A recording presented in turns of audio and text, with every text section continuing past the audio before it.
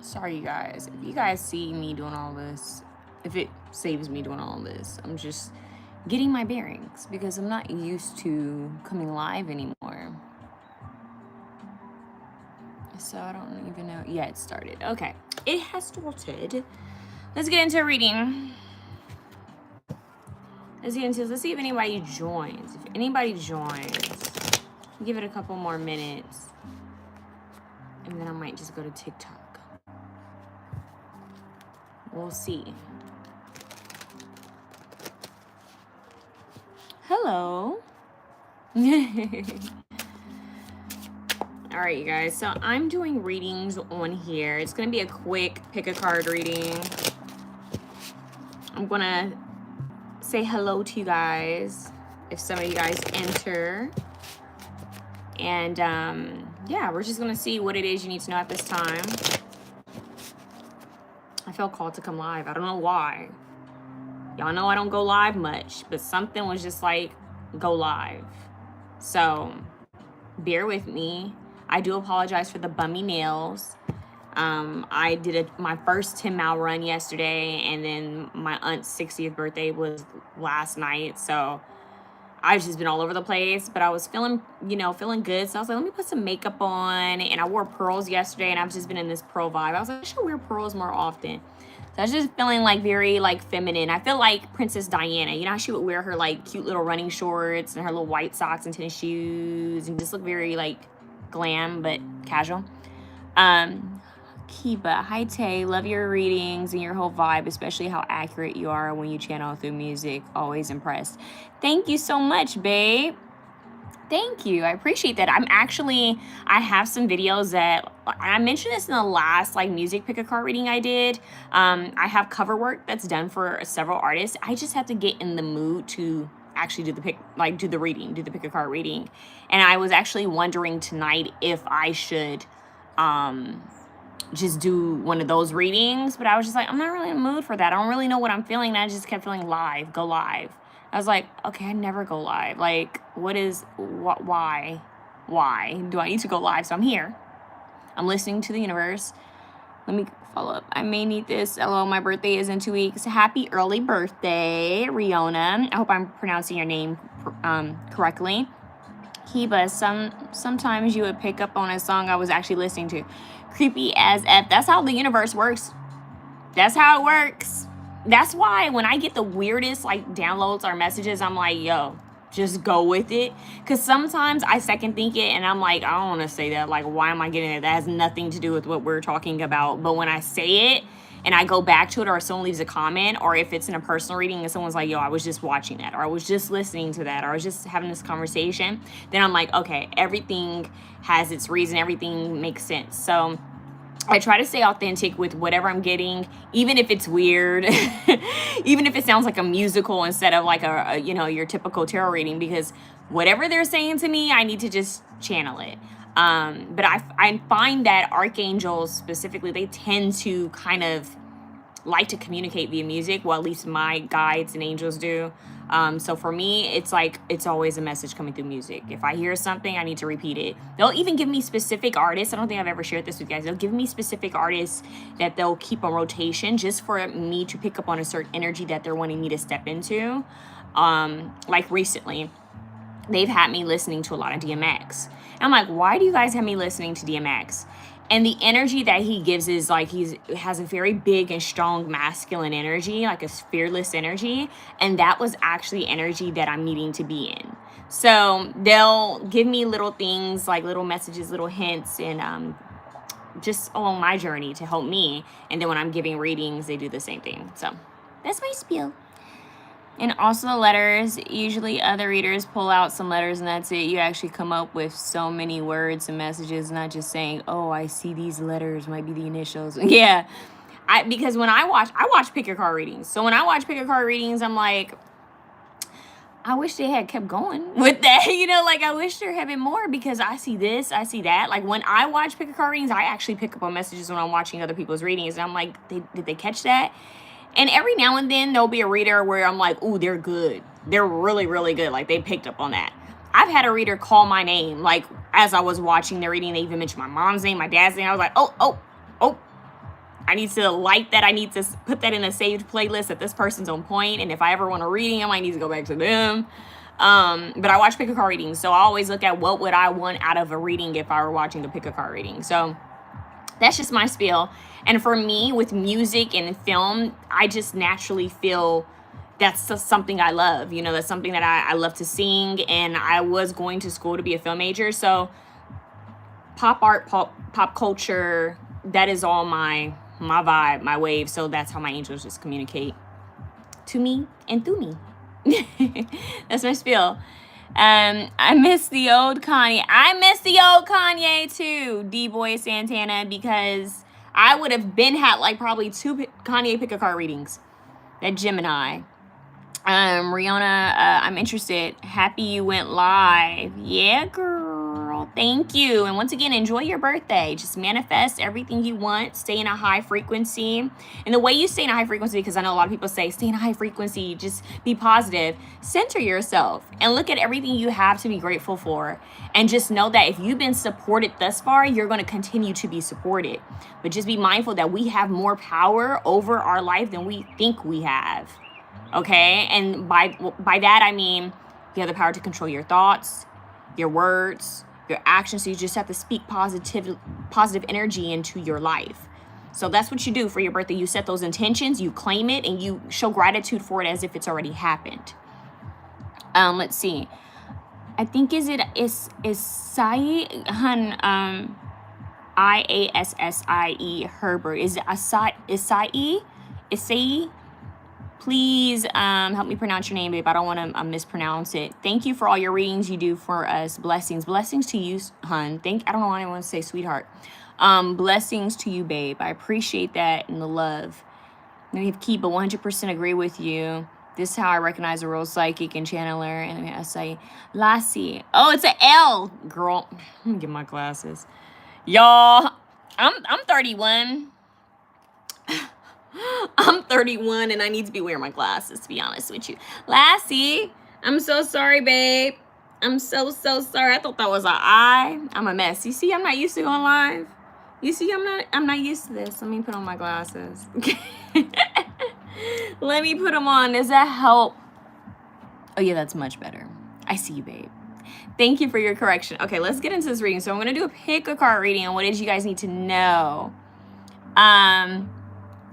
Keep at 31. Are you joking? I'm 26 and I thought you were younger than me. No, darling. I'm up in age. I'm a refined woman. But thank you. 31. I'm telling you, us millennials. Hopefully I stay forever young. You know how Maya, you know the singer Maya, how she looks like young? I want to stay young forever. All right, let's get into it. Okay, so we're going to have 3 options today. I'm going to continue to talk to you guys. So we're going to, dang, what's popping out already? 7 of Chalices, 7 of Cups, options. Yep, I'm about to get into the options. All right, so we're going to have 3 options today. I'm trying to decide if I want to give you guys something to choose from. I think I might give y'all something to choose from because I know everybody likes having something to choose from. Although I kind of feel like called to have you guys choose from like a number. So I think I'm going to go with that.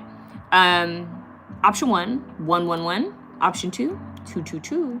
Option 3, 333. All right. So we're going to get into 111. Thank you guys who are here in the live. Once again, I do apologize for my bummy nails. Been through it yesterday. This hand you're not going to see much. This hand you're going to see a full set. So don't judge me. Option 1, 2, 3. 111, 222, 333. I love you guys. Thank you guys for joining the live. Let's get started. Dear Father God, Mother Goddess, Holy Spirit, Archangel Michael, Archangel Gabriel, Archangel Raphael, Archangel Metatron, Sandalphon, Archangel Ariel, please be present in this reading. Holy Spirit, please protect my viewers. Holy Spirit, please protect my live. Keep it peaceful. Holy Spirit, please align those who are supposed to see this video to this video, Holy Spirit. In Jesus' name I pray. Please give us clarity as well and protection and guidance and love. In Jesus' name I pray, amen. All right, let's get started.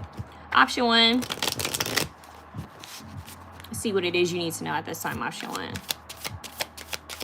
You guys, my angels had me pull deck decks of cards that I haven't used in years.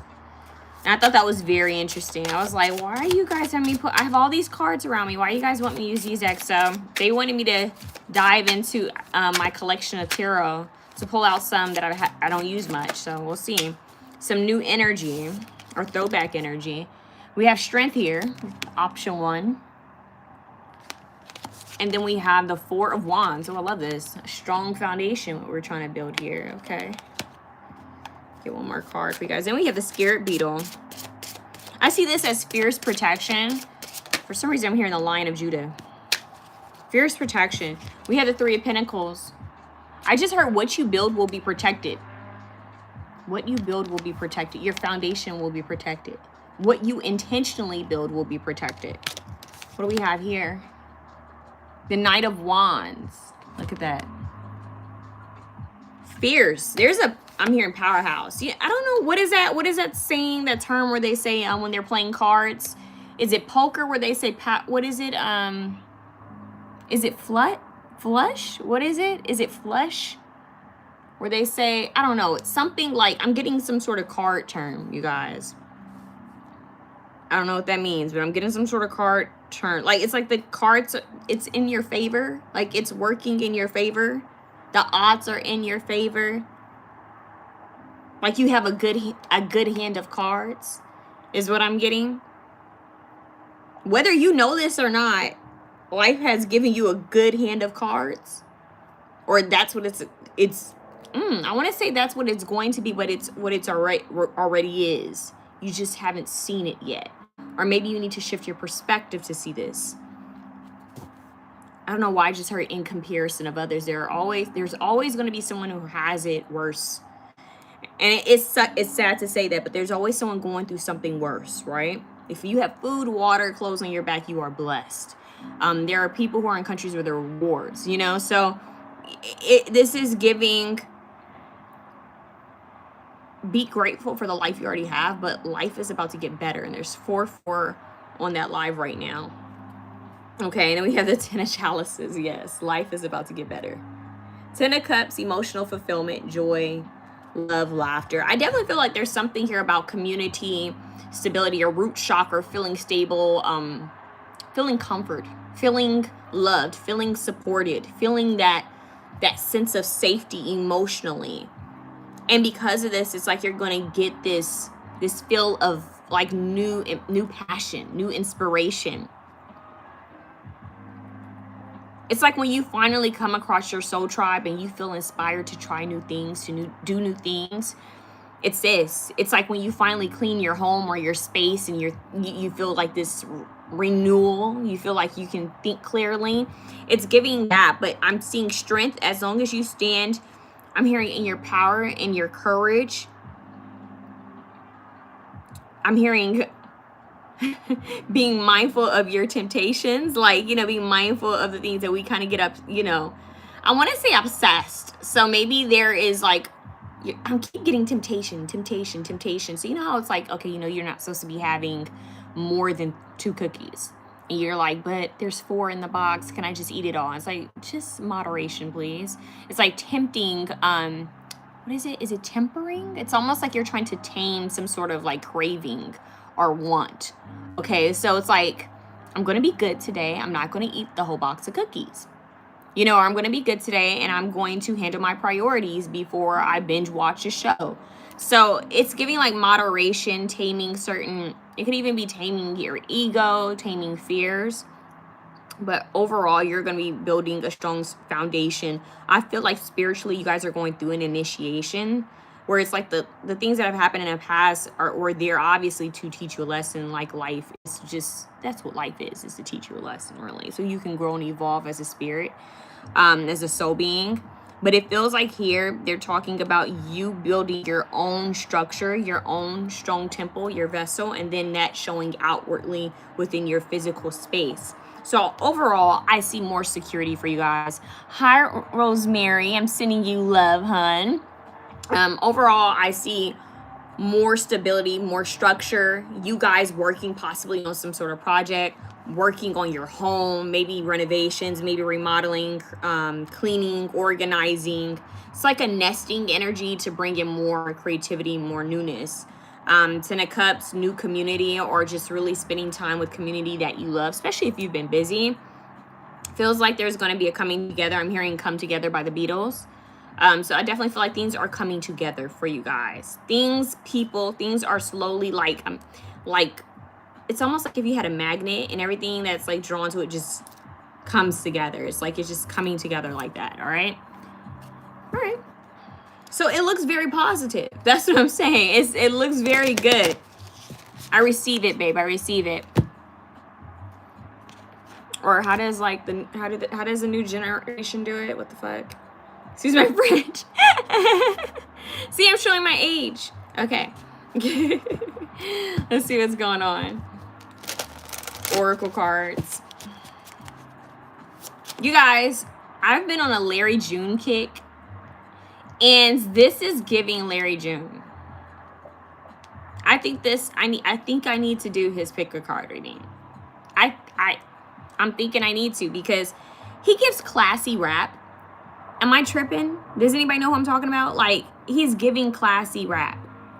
And I feel like this is giving, I'm pulling myself together to be the best version of me that I can be. I'm creating on, I didn't even mean to say that. I'm working on building structure for myself so that I have freedom to create more and spend time with community and feel safe in my vessel and feel safe at home. Like, this is that energy. I love it. And I also see you guys being acknowledged for some of your work. So you might have like a project that's seen by someone, or something that you do is going to be recognized. This could even be at work, maybe even at school. That card, thought it wanted to come out. Okay, here we go.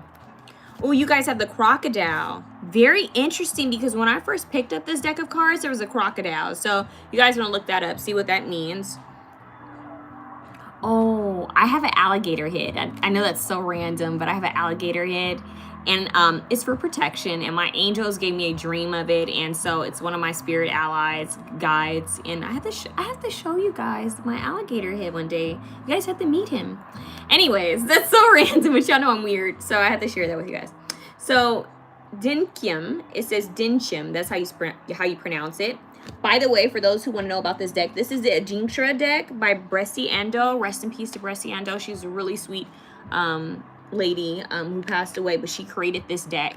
And I hold it sacred because she's in the heavens, and it's such a beautiful deck. So, a symbol of adaptability and cleverness. The crocodile can survive in water and on land. So, for some of you guys, it could be a crocodile. For some of you guys, it could be an alligator.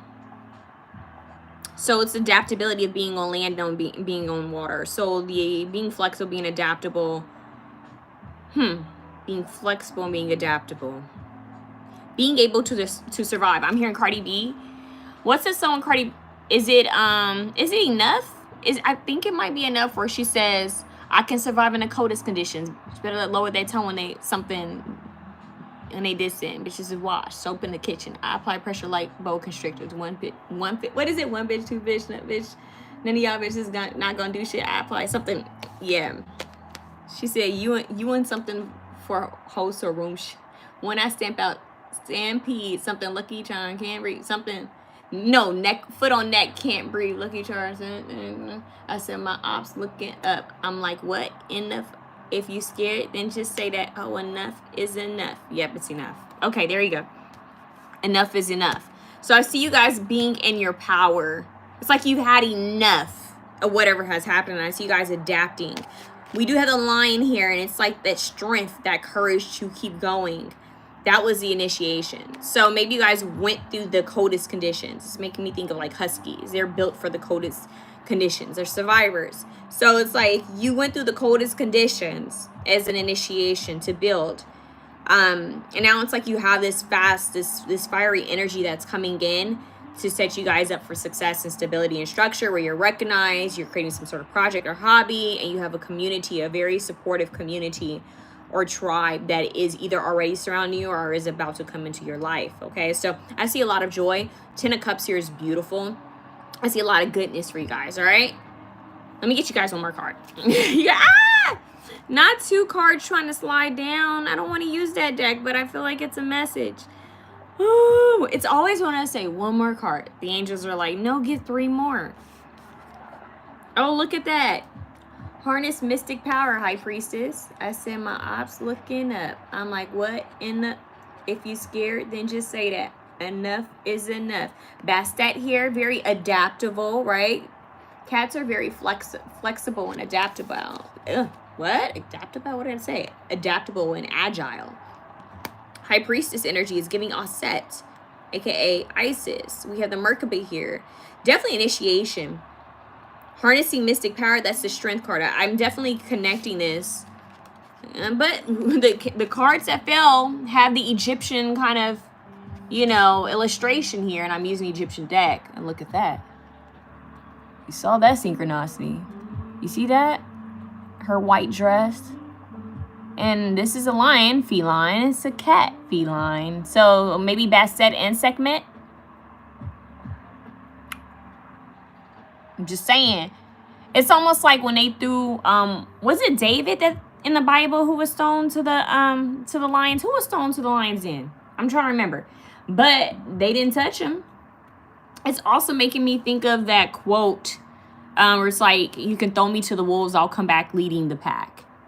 And maybe someone threw her to the lion and she's taming the lion, and then turn around, the lion's working with her. So it's like whatever was thrown at you is now working in your favor. So whatever life circumstances has been thrown at you, obstacles are now shifting in your favor. That's the message. Even if it was like evil eye, things are shifting in your favor. Now let's see what this other card was that fell with it. Be the light. So don't do them like they did you. Don't do them like they did you. The owl represents wisdom. This is a barn owl. Don't do them like they did you. And I like that the owl is falling on top of the hawk. And the hawk is also represented by Horus. And Horus also represents protection. And Horus is a child of Osset. Is it Heru? I think Heru is his name. Anyways, there could be something with fertility coming through. Since we're talking about mother and child. But that's here. Just leaving it there for anyone who resonates with that. Let's see. Because it is giving family. So we have adaptability, things getting better. Ooh, why? You see that? Notice I said 3 earlier. They want to give me like 3 cards. What are these? 3 cards. Lord have mercy. Karmic past. See, it was a lesson that you had to go through. It's okay. That's what we're here for. We're built for this. Friendship. See? Community. 17, 8, abundance. Community is coming in. Ones that are aligned with you. And then we have magic. 3, another 3. So stepping into your power, I also see 3 as community. You might feel called to option 3, but 3 as community, but stepping into your magic, your power. I mean, it literally says harness mystic power. Harness mystic power. So you're some sort of initiation or portal. It could have even been as simple as the last full moon or new moon energy. I know we have something going on with Sirius right now. I think it ends tomorrow, if I'm not mistaken. But there's something going on with that transit, if that's even what you call it. But we have magic, stepping into your power, your magic, and then we have trust, which breaks down to a 7. So you have 7, 8 here. All right. So trust, even in the unknown, just trust. Be the light. It's interesting how it's this darkness and you have this little light coming in, this little light of mine, right? Somebody say you look like you're stuck in a mid-sneeze. I love that. People are so funny. I like that people like to give energy freely. Thank you. So trust, okay? So be the light. But what I think is interesting is that we have the same symbol here. So once again, be the light. If you're going to use your magic, if you're going to use your intention, your power, use it for good, because karma comes right back around and snaps. Will bite that ass, right? So when people have bad intentions, when people like to send negativity or even send negative comments, it always comes back to snap at them at some point in life. And I think that's what this karmic path talks about. It's like, don't worry too much about what people have said about you in the past or what people are doing. Just focus on you. Don't give away your energy or your power. Stay in your light, stay in your passions, and just focus on what it is you want to create. You know what I mean? So that's what we have here. Be in your light, trust that things are working out for you, stay in your power, and that's that. And just know that life will always have its ups and downs. It's about how you flow through those ups and downs. Okay? It's about how you maintain your energy, because that is ultimately the test. Okay? So stay in your power. Harness your energy. Don't give it out so freely. Especially to negativity. That is really the message. Especially like considering that we had a negative individual come in the comments while we're doing this reading. It's like perfect timing. You know, that is the reminder that you just stay in your power, protect your energy. That's what this card could also represent. Let me go back to it. Did I put it up here? Oh, shift in energy is to also protect your energy. But stay in your magic, stay in your power. Okay? Things are shifting in your favor. Just stay true to you. Create, spend time with those who love on you, and watch how life shifts. Watch how things start to shift in your favor. I'm telling you, just like this, things will start to shift. And you're going to think back and be like, wait, what the heck? Like, what did I do differently? Like, am I tripping? Like, did this just happen? I'm telling you, I know that sounds weird, but things that you, how do I say this? Obstacles that you thought wouldn't move will move if you just maintain your frequency, your energy, and not let things outside of you get in your way, okay? That's what your reading was about, okay? Stay in your power. Stay in your power. Stay chill. Stay laid back. Focus on you.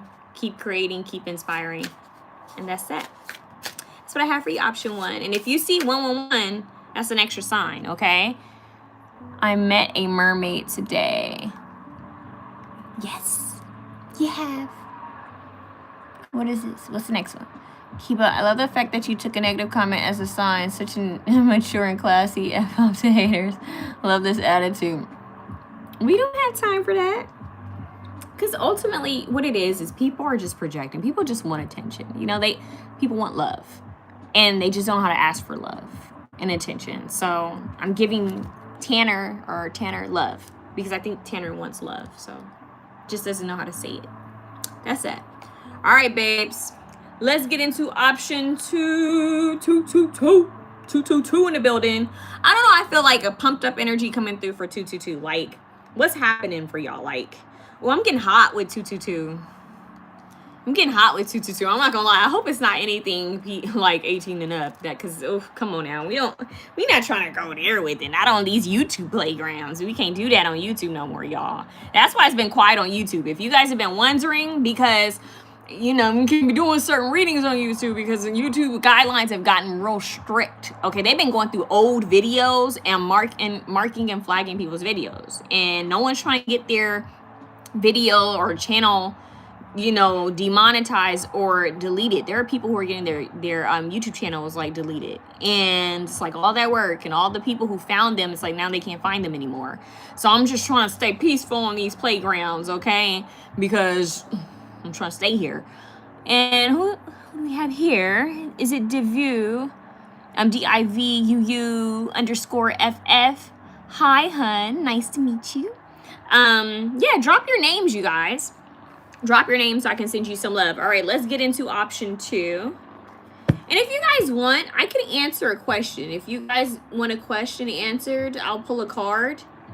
Send me, I'm trying to think. I usually don't do stuff like this. Send me $10 in my Cash App, and I'll answer a question while I'm on here. But we need to get through the pick a card reading. 222. All right. 222, Holy Spirit. What do they need to know? I'm just getting fired up, pumped up. It's almost making me think of a game. That's it, a game. Do you guys remember that song? Bear with me. I think it's Trick Daddy. Let's go. If you want it, we can get it. Let me know. I am about to something up. Let's go. They used to play it at all the games. If you want some, come get some. Something like that. Everybody knows somebody that knows somebody that knows somebody. I don't know. I'm getting that for some reason. Ooh, lucky. Okay. And horseshoe. It's making me think of a racetrack. maybe gambling. I don't know. It's giving a very fast energy. When I think of horses, I think of freedom. I think of fast-paced energy. I think of Sagittarius energy, which is higher knowledge, Centaur. There's something really fiery and heated here. Oh, it's Little John. Thank you, Rihanna. I was like, oh, wait. Like, this is a throwback, but that's a good one. But to me, it's crazy that channels have to censor artworks in the cards to not get restricted. YouTube is getting wild, y'all. D-Boy Santana, you just read my parlay. And D-Boy Santana, and no, I'm a Libra. Okay, now. Libra gang. All right. Air sign gang. All right. So let's get into it. 222. What is it that you need to go? Because it's getting fired up. You guys, why am I getting a visual of... I don't know if you guys have seen this. Now, I've canceled... Jennifer Page, you're so pretty. Slay girl. Thank you so much, Jennifer. It's nice to meet you. Nice to meet you. And then we have Uttam Garain. I hope I pronounced your name right, babe. Hello, good morning, everyone. Hello, hun. Good morning to you. It's actually nighttime here where I'm at. And somebody said I look like Doja Cat. Lord have mercy. That's one that it's getting old a little bit, y'all. But I understand. I've seen it. At first, I didn't see it. But my cousin sent me a picture and I was like... She could be my cousin. She could be my cousin. Also, it was Trick Daddy. Thank you so much, Rihanna. I was like, okay. I was trying to remember. I was like, I think it's Trick Daddy. I can't remember. But, you know, back then, everybody was on a remix with Lil Jon. Or, you know. Anyways, let's get into it. So, fired up, pumped up energy. Oh, that's what I was getting. Thank you. Thank you, Spirit. I love how they bring me back to what I was saying. Have you guys seen the SeaWorld concerts? Because I had canceled SeaWorld due to how they treat animals, and I love my water baby, fur baby animals, babies. Yes, I get Tracy Ellis Ross a lot too. Especially when you guys like when my eyes get big and animated. But anyways, I had canceled SeaWorld. But SeaWorld is trying to reel the millennials back in. They're trying to keep us in a chokehold the way they used to when we were kids by having popular artists perform. So like I think Soulja Boy is gonna be performing. For some reason, for 222, I got a quick visual of the Yin Yang twins performing and how the millennials were tearing it up. They were throwing it back and the babies were even dancing to it. And I was like, they ain't ish for that. They know darn well that they are toxic for what they do to those animals, but they're trying to reel us in with the music. And I'm not going to lie, the music was good. I did not go, but the music sounded good. And I said, they're trying to tempt people. They're trying to bring people back in. SeaWorld, since when have they gone ratchet? Since when? For some reason, I'm seeing that in you guys' reading. Okay? So, what do you say? I heard about SeaWorld in chat. Right? That's crazy. I'm from India. Hello. I want to go to India. I need to visit India. And not Soulja Boy. I don't know who Soulja Boy is. Yes, not Soulja Boy. It's Soulja Boy. I don't know why I say I don't know who Soulja Boy is. Yes, Soulja Boy. Soulja Boy, tell him, is going to be at SeaWorld doing Superman. Okay? And I'm kind of sad that it's there because that's going to be lit. The same Soulja Boy that made Superman. The same Soulja Boy that made Dunk. Or Let Me Get Him. Shoot. I don't know. I was an OG Soulja Boy girly because he gave me his shirt at one of his concerts when I was like 13. And it just, I was like, he was just so kind. But anyways, Kiba, I'm from Italy. It's 5 a.m. here. Hi, Kiba. I was just thinking about Kiba. I just said hi to you like I hadn't met you. I met you earlier. Kiba, I was thinking about Italy earlier today and Greece. So I find that as a synchronicity. Okay, anyways, I'm getting, like, distracted. But no, there's something going on with, like, pumped up energy. Maybe going to a game, maybe going to a concert. We have the Queen of Chalices here. Queen of Cups, Cancer, Scorpio, Pisces. I do not know Hindi, but if I did, I would be showing up and showing off. You would know, I promise you that. Watching you smoking a joint is so relaxing. I love that. I wish you could pass the joint over here. I wish you could just, haven't we reached that point where we could be able to just reach into the screen and just pull the joint? Like you just pass that to me and I just puff one and I give it right on back and continue with my reading. I feel like we've reached that point with technology, but okay. Knight of Chalice is all this water energy. Cancer, Scorpio, Pisces. Let's go. If you want it, you can get it. Let me know. It's coming together, y'all. I'm hearing I need a soldier. And he's gotta stand up for me. Gotta carry big things, if you know what I mean. What a soldiers in here. Where they at? Where they at? You guys remember that song, Destiny's Child? Where they at? Knave of Wands. Okay. What's really happening with this reading? It's a lot of pumped up energy. So we got Italy and India in the house. That's what's up. What's going on?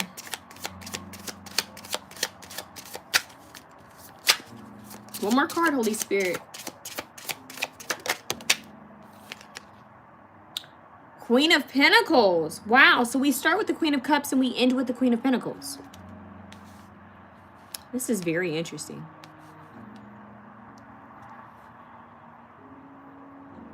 I don't know why in this reading they're showing me like two mothers. Just hear me out. It's almost like one mother has one child that's like maybe a teenager and the other has a child that's actually like a, you know, maybe like 7. I don't know why I'm getting that, like two mothers coming together to hang out. So for some of you who are like tuning in, I know this portion isn't going to be for everyone. That's why it's a collective reading. You just take what resonates and leave the rest. It feels like this could be telling you that you need to hang out with a community that understands what, you know, what you're going through. So for example, if you're a mother and you feel like you haven't been getting out, this could be your sign that you need to go and meet with like a mother's club, you know, or a new mom's club, or maybe even start a club where it's like, you know what, I'm a mom and I need my social life. I need to be able to talk about what it's like to be a, you know, a mom, or even if you're a fur baby mom, like connecting with other people who have fur babies that are about that life.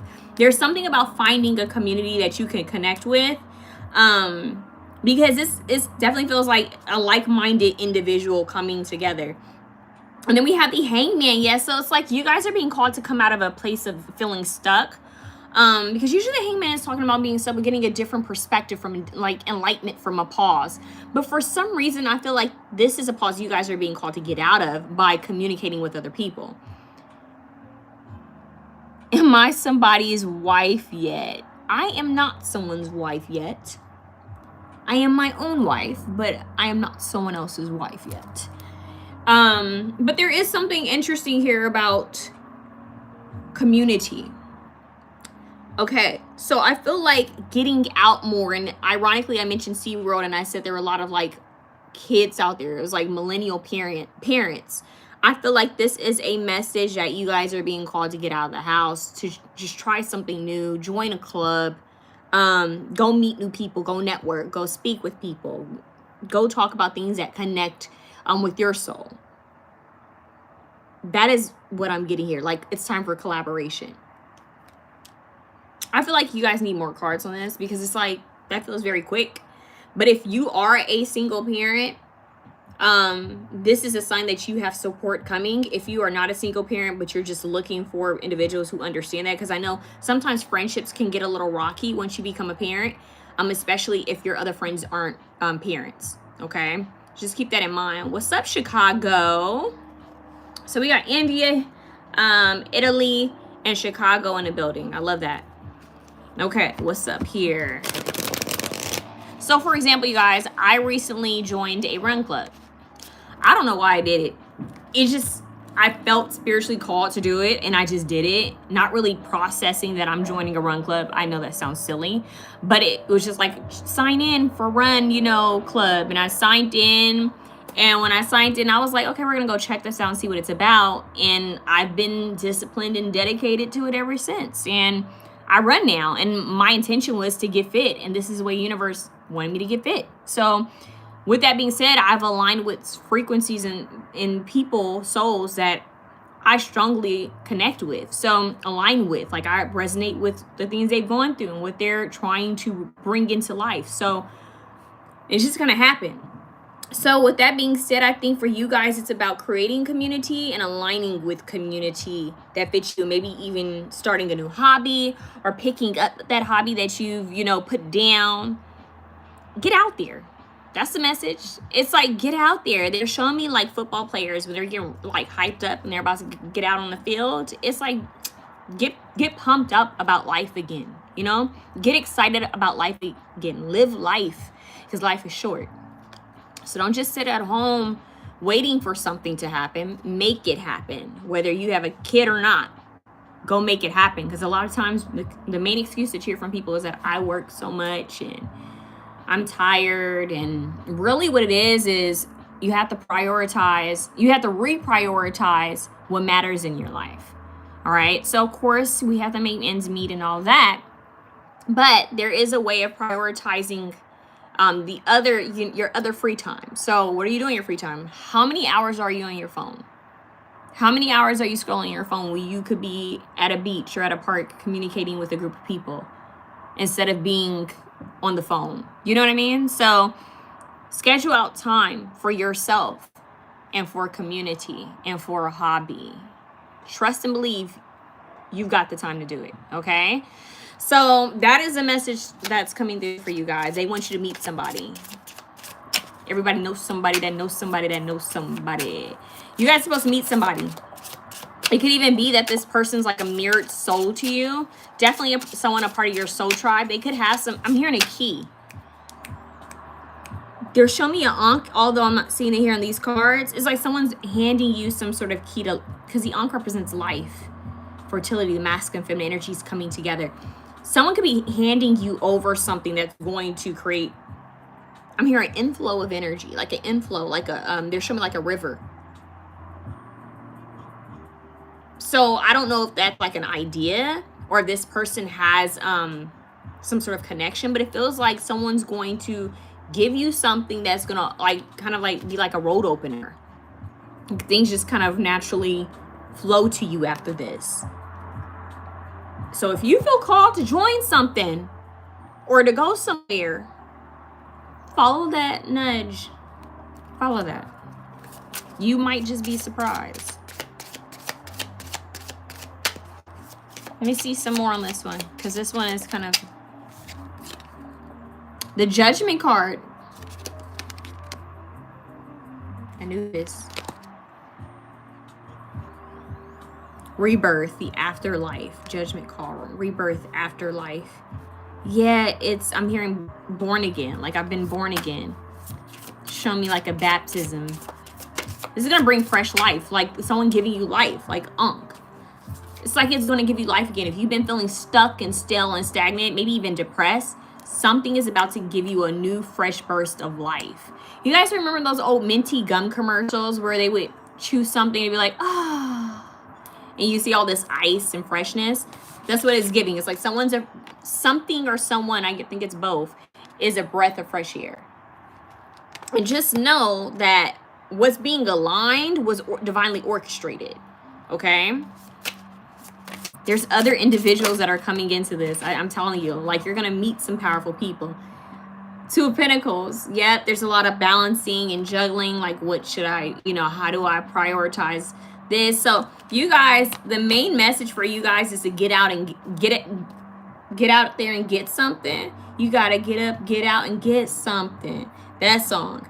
This right here is you guys balancing your priorities. Okay. Balancing life by needing to actually live life. There's a difference. Some people are just living. Okay. Some people are just existing, but not living. That's what I meant. I think there might be a Drake song or someone that says that, So, no, not Drake. Oh Lord, it's Vado. Are you living? Are you existing? I think it's Vado who says that. So, basically, you guys, they want you to balance your life so that you can have more time for rest, more time for play, more time for community, because it's community that's going to be the key for you. Someone out there has a key for you, and that key is like it's bringing new life and fresh air. His hand is open. Be receptive. Someone has a key for you. What's deep about this is it's almost making me think of a video game where if you keep going, there's like in the video game, you have to search for this key, right? But you didn't realize that it was one of the individuals over in the corner that you had to actually meet and go up to that had the key. And then it unlocks this portal. And then you go through the portal and then there's this next step. That is what this is. So to get you out of that stuck energy, y'all need to be communicating. Someone has an offer for you, a gift for you. Ten of Swords, endings, completion, sometimes betrayal. Some of you guys might have a fear of letting people in. I understand. Some of you guys may have a fear of letting people into your life. Someone just screeched, like somebody put on their brakes quick. I'm telling you, like, yeah. So some of you guys could have some trust issues. Those who are tuning into option 2, could be a little bit of fear of, who do I trust? I'm hearing an old song where it's like, who do I run to? Or is it, who do I turn to? I can't remember. But it's like, you want community, but you don't necessarily trust community. You want a partner, but you don't necessarily trust enough to let someone in. I feel you. But at a certain point, you're going to have to take the risk, right? At a certain point, you're going to have to take the risk.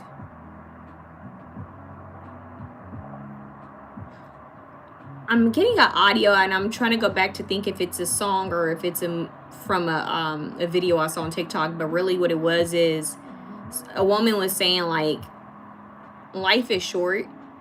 Are you going to take the risk to be loved? Or are you just going to try to avoid love for the rest of your life? And when you think about it, when you really process that life is so short, 7-7, it's worth making those mistakes, right? Like, you know, I decided to give love to this person and maybe it didn't work out, but at least I tried. I put myself out there. You know what I mean? Like, I tried to give someone love. I experienced that person and they experienced me. And at any given point in time, something could happen to them or something could happen to me, but at least I could say I gave my all or my intentions were pure, right? That's that. So let's see.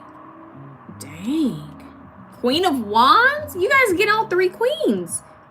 Maybe someone's leveling up into their emperor energy. Even if you're masculine energy watching this, it's the divine feminine within you, because we all have divine masculine, divine feminine energies. So this is about receptivity. And I said that, like, this has to do with being receptive to love, being receptive to friendship, being receptive to romance, being receptive to people helping you. Sometimes we don't know how to receive help. We've been programmed that we have to do everything on our own, and that's what makes us secure and strong, pride, you know? And I'm not going to lie, I was one of those individuals, you know? And it's hard to ask for help. It's hard to be vulnerable. It's hard to let people know, look, I'm going through this, and I need some assistance. Or I don't know how to process what I'm feeling or what I'm going through. It's okay. That's a part of the earthly experience. But you have to be receptive, because often the blessing and the prayer that you've been asking for, someone else is holding it.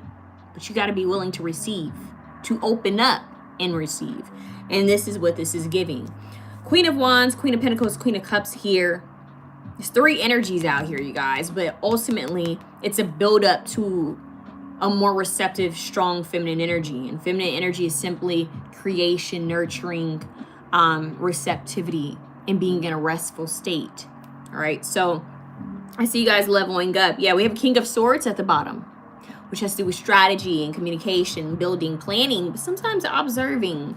Okay, so I feel that once again, there's multiple people coming into this game of life. And game, get it? No wonder why I kept getting like a football game. Like, there's multiple players that are going to help to make whatever needs to happen for you in your next stage.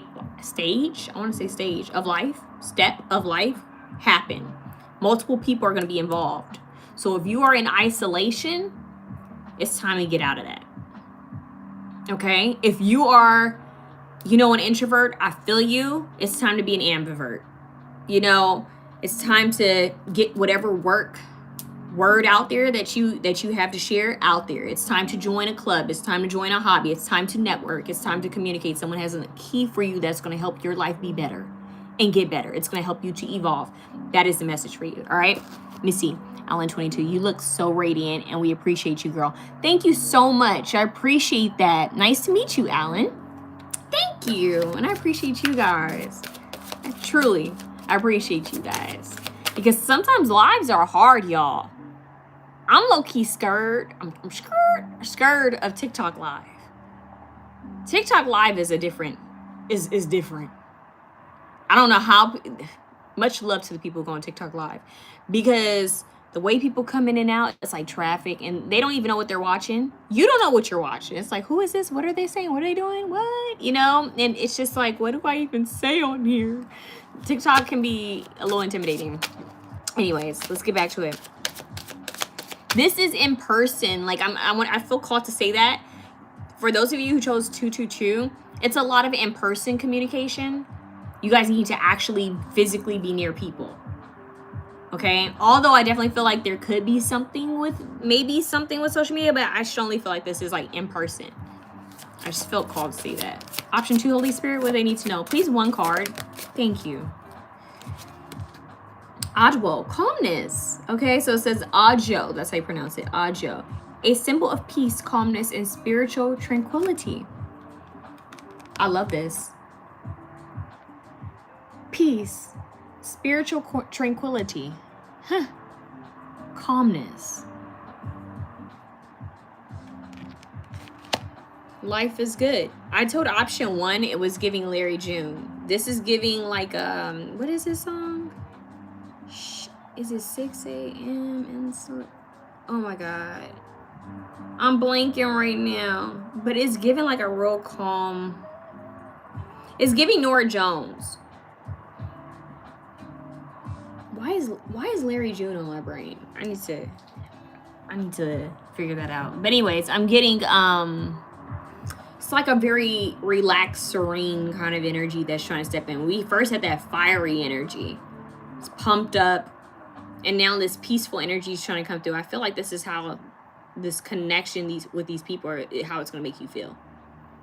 You're going to get a sense of peace, like you've connected with those you were supposed to connect with.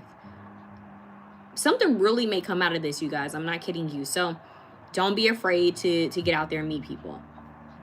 And be awkward. I don't know why I feel called to say that. Like, be you. Be authentic. At the bottom, because I feel called to share it with you, we have 𝐵𝐻𝑄, pepper. 𝐵𝐻𝑄 is a shortened form of the Akan proverb, or Akan proverb. Mako Nayina Empatu Mamir. I hope I said that right. Probably didn't. All peppers do not ripen simultaneously. So growth is different for everyone. It's like the lotus. You know how the lotus takes forever to grow in that dark, like really muddy water? It takes forever for that sucker to grow. But it represents enlightenment, and it's a beautiful flower. So don't compare your growth to other people's growth. Don't compare your story and your journey to other people's journey.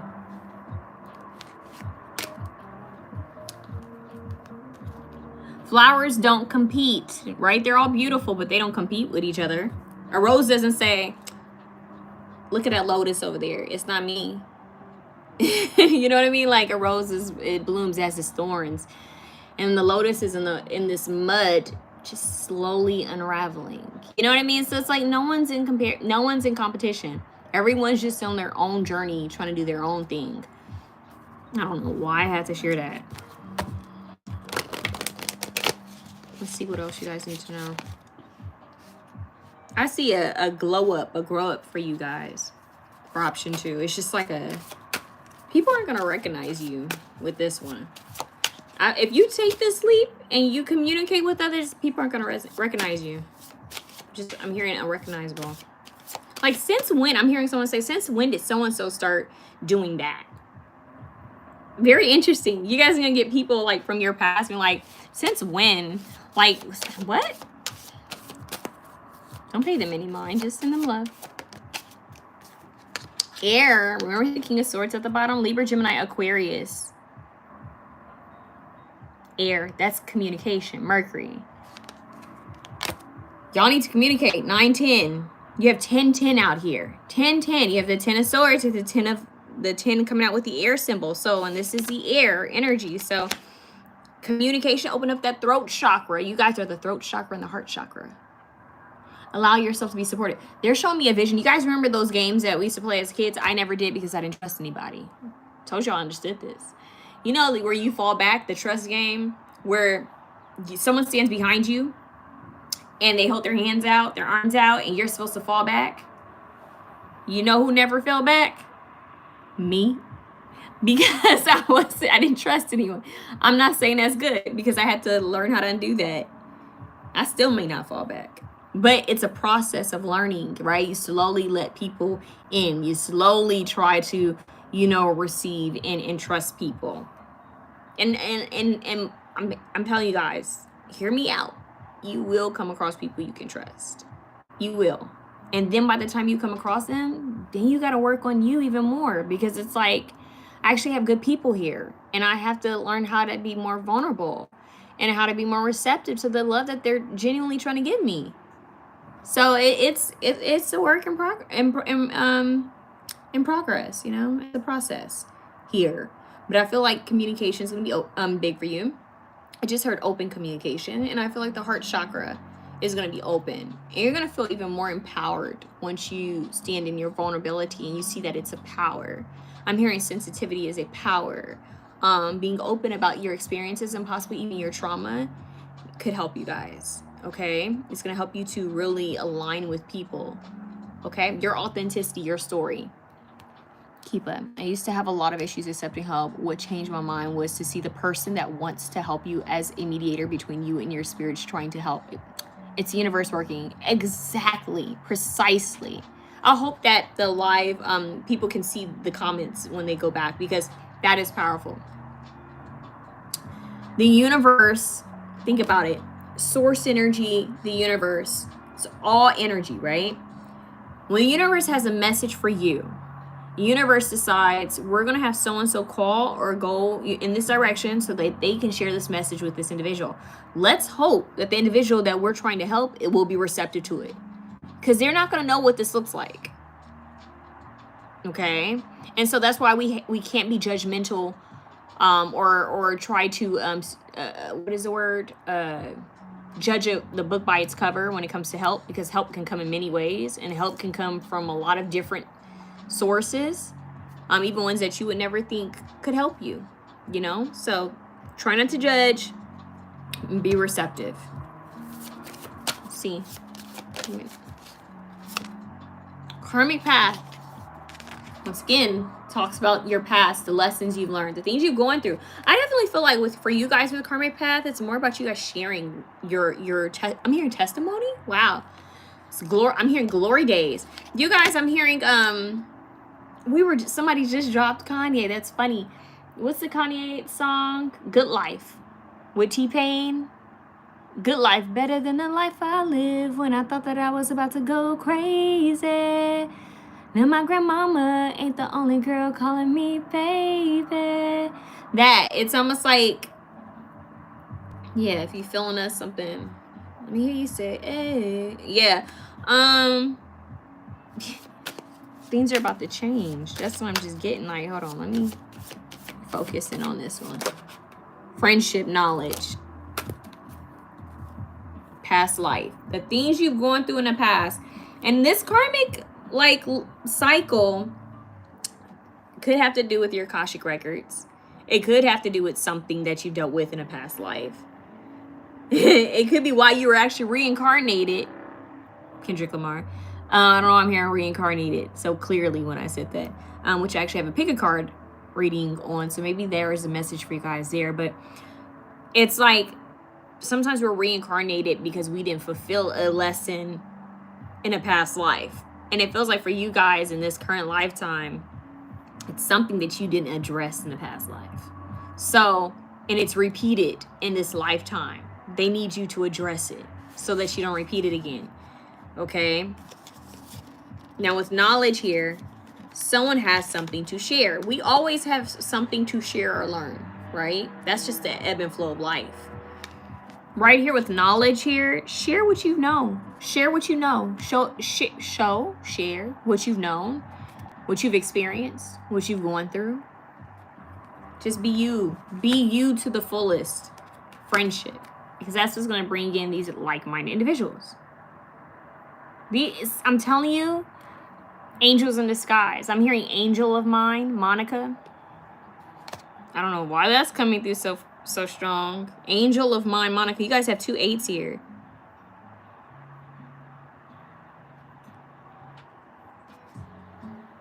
The infinity symbol could be important as well, but 8s.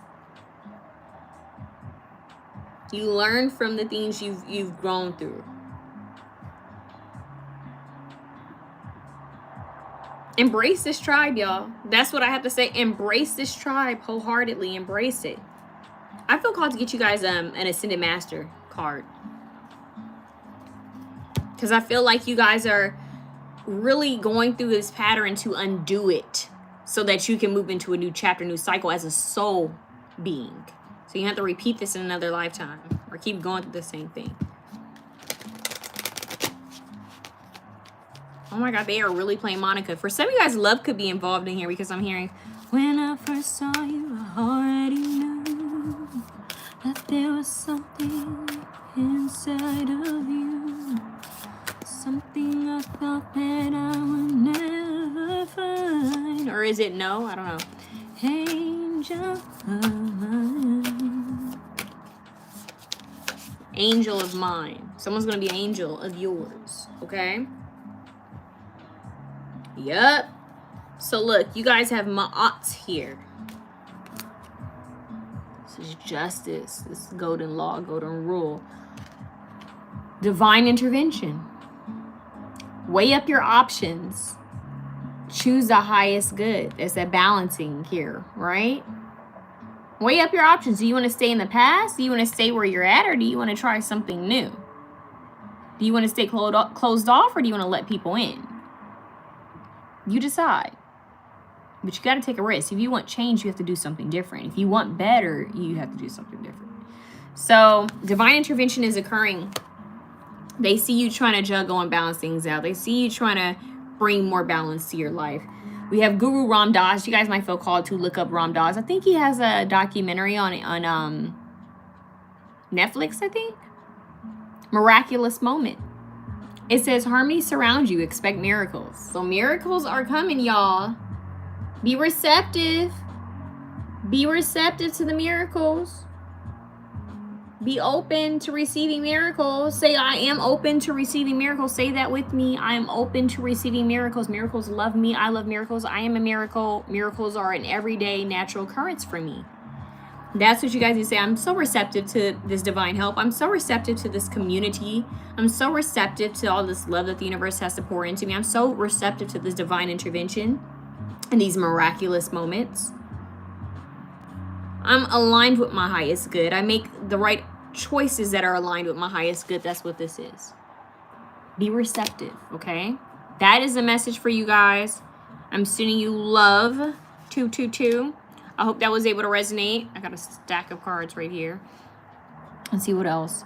Rosemary, what time do you go live? Hun, I rarely go live. This is so random. I'm not one of those people, although I try, I'm not one of those people who are very scheduled with going live or doing readings. Like, because I have multiple jobs, it's kind of hard for me to fit that in right now. I do hope to get to that place where I can be that way, and where I can say, hey, I go live on these days, maybe soon. But right now, I'm just like, I'm on here. I felt called to come on here, and I'm on here. Yeah, like I rarely, if you go into my videos, I rarely go live. I may have like 2 or 3 live videos. Yeah, so hey, if you're here, you're actually aligned to be here. Okay, live. Okay, so that's on that. That's on that. But I'm blessed to have you here, and yeah, sending you love. Let's see what else needs to happen for 333. Let's move these cards. Option 2. I hope you guys enjoyed that. It's time to get out there. Shake and bake. Thank you, Rosemary. I'll watch your videos. Thank you. Thank you, babe. Let's see what's going on. I'm gonna try to post more. I'm a yoga instructor, so I've been trying to focus more on teaching, learning and teaching, as well as balancing my own life. And then I have a part-time job just to bring a little extra income in. Readings are my main job. Whoa, cards are falling. Readings are my main job, but I do yoga, and I work retail as a part-time job just to bring some extra money in, because y'all, I live in Cali and it's expensive. It's expensive out here, y'all. So I'm always working. I'm always working. Temperance, healing, balance. Yep. It was nice meeting you too, hun. 333. Let's get into it. I hope that I can, like, not hope, I know I will. Just like really focus on content creation more. That's the other job that I have. Like, I'm supposed to be posting more. Like, I've been slacking, y'all. But like I said, life happens, and you know, you have different things that come up, and you just have to find balance, and that's all you can do, you know. Take care. Thank you, babe. Yep, that's it. We just do what we can. We show up, we do our best. Okay, let's see what's going on. You know, we're all humans trying to make it here on this, you know, playground called Earth. Trying to figure it out. Trying to remember why we were sitting here. 9 of Wands. Yeah, literally. Resilience. Thank you, Rosemary. I appreciate that. Resilience, right? Honor our resilience. That's all we can do. Okay. I had a dream about you last night. OMG. Gianna, what's up, girl? Wait, I'm trying to do the millennial version. Y'all don't laugh at me. Or do, because I'm a goof. Well, not the millennial version, the Gen Z, or what chapter are we on now? Bye, Rosemary. Good night, darling. I'm sending you so much love. See, so much love. Thank you. All right, let's get into it. What was the dream about, Gianna? Do share. I tend to, okay, hear me out, y'all. This is gonna sound weird. I tend to visit people in the astral realms.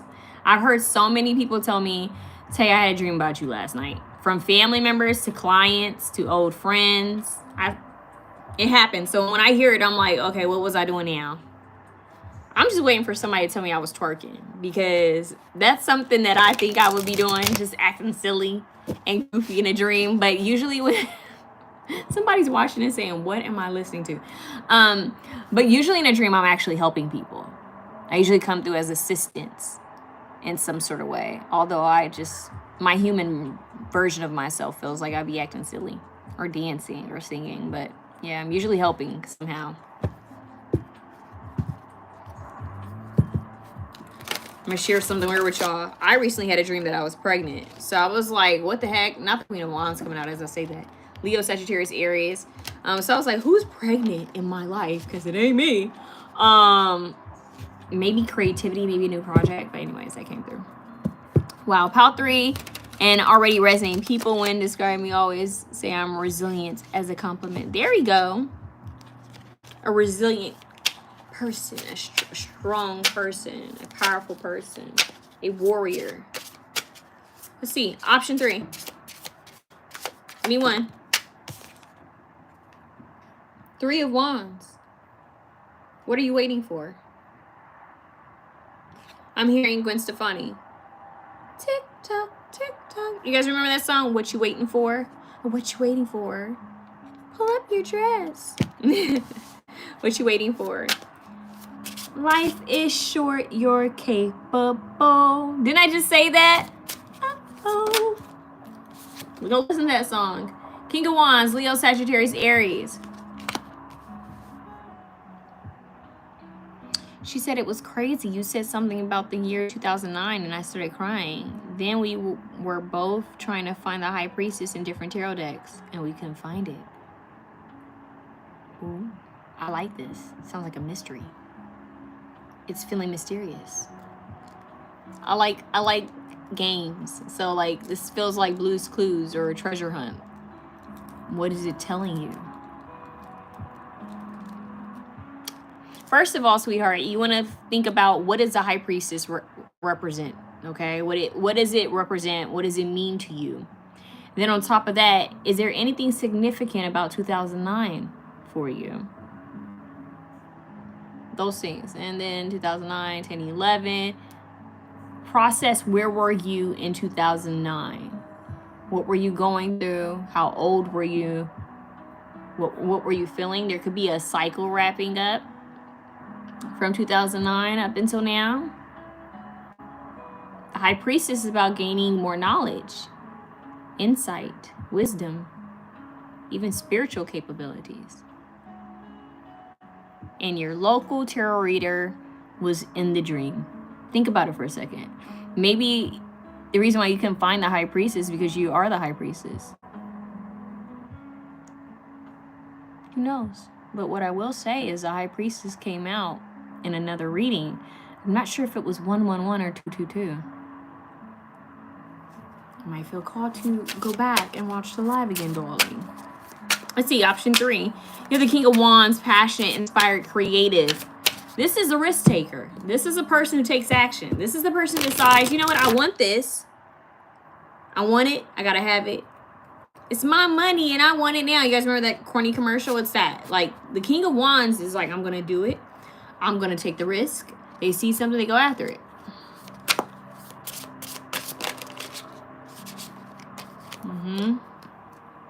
High Priestess. Oh, don't we love synchronicities? Just as 𝐾𝐽 was posting what she was going through. Gianna, your timing is spectacular, darling. And so are these cards, and so is 𝐾𝐽's message. So the message here for 333 is wrapping up cycles. Wrapping up cycles. Okay? Whether this is spiritually, physically, internally, you're wrapping up a cycle. Coming into your power. Because ultimately, whenever you're dealing with a court case, you really have to step in your power. Because it's overall just a time-consuming process. And depending on whatever it is you're already going through. It's time-consuming. It can be a little expensive sometimes, right? Not a little. It can be expensive sometimes. It's a lot, right? So it calls for you to cleanse your energy and to protect your energy and to be in your power. Usually, when I think of court cases, for some reason, I get a very strong jaguar, like panther spirit. Kind of going through my own, so I resonate with you guys. So, power. Okay? Knowing that intuitively, you already know. Intuitively, you are capable. Intuitively, inside, you are powerful. Okay? So with that being said, you have to step into your power. You have a ton of ancestors around you and angels around you that are saying, hey, you are ready for higher knowledge. This, what you're going through is a cycle to push you into greater power, more resilience. It's a character development. And I know it's like, why do I have to go through that? Why we sign up for certain things, why the universe allows certain things to happen, not too sure. But what I am well aware of is that we are capable of getting through certain things, okay? We are capable of getting through all things. I just heard no weapon formed against me shall transpire. So Psalms 23 could be important for someone. I just heard hoodoo. Some of you guys can practice hoodoo for some of you. Where it's like a mixture of like your folk. I'm hearing like folk magic, folk practices with maybe a religion, because right now I initially got hoodoo, but now I'm getting something a little different. But I don't really have a name for this. They're showing more of like Native American like spirituality, like different practices. And now keep in mind that's different based off a tribe. And there's so many different indigenous native tribes to America. Something there. Yes, but 𝐾𝐽, I challenge you to now say now, my life is one of these. and everything works out in my favor. Life should be easy. Challenge that. I feel called to say that. Challenge that notion, because that's how powerful our words are. And that's how powerful our energy is. That, you know what? Thank you, universe. You knew I was strong. You knew, God, source, universe, you knew I was strong. You knew I was capable. But now I am affirming a life of ease and grace. I know I'm protected. Thank you, Archangel Michael, for showing up and showing out in my favor. Thank you, Archangel Gabriel, for clearing things up for me, contract-wise, verbally. Archangel Gabriel is really good at communications and messages and music, right? He's the one who's on the horn, right? He's the one who's calling the announcement. Archangel Gabriel is the one who gives the message. So that could be the call to work with Archangel Gabriel for some of you, okay? And Michael. Nine of Wands is still out here with that resilient energy, and the Empress wants to be seen at the bottom of the deck. I love that for us. The Empress. 3. Boom. Right there. Right there. So you have the High Priestess out here with the Empress. That's a powerhouse right there. That's nothing to be afraid of. See, what's so powerful about these two coming together and the King of Wands. What's powerful about this spread is this is the individual who may physically see no way. This is the individual that people are like, I don't know how that's going to work out, but it always works out for this individual. Always. Like, there's some sort of divine help at hand here for you guys who chose option 3. You started with the 3. You're ending with the 3.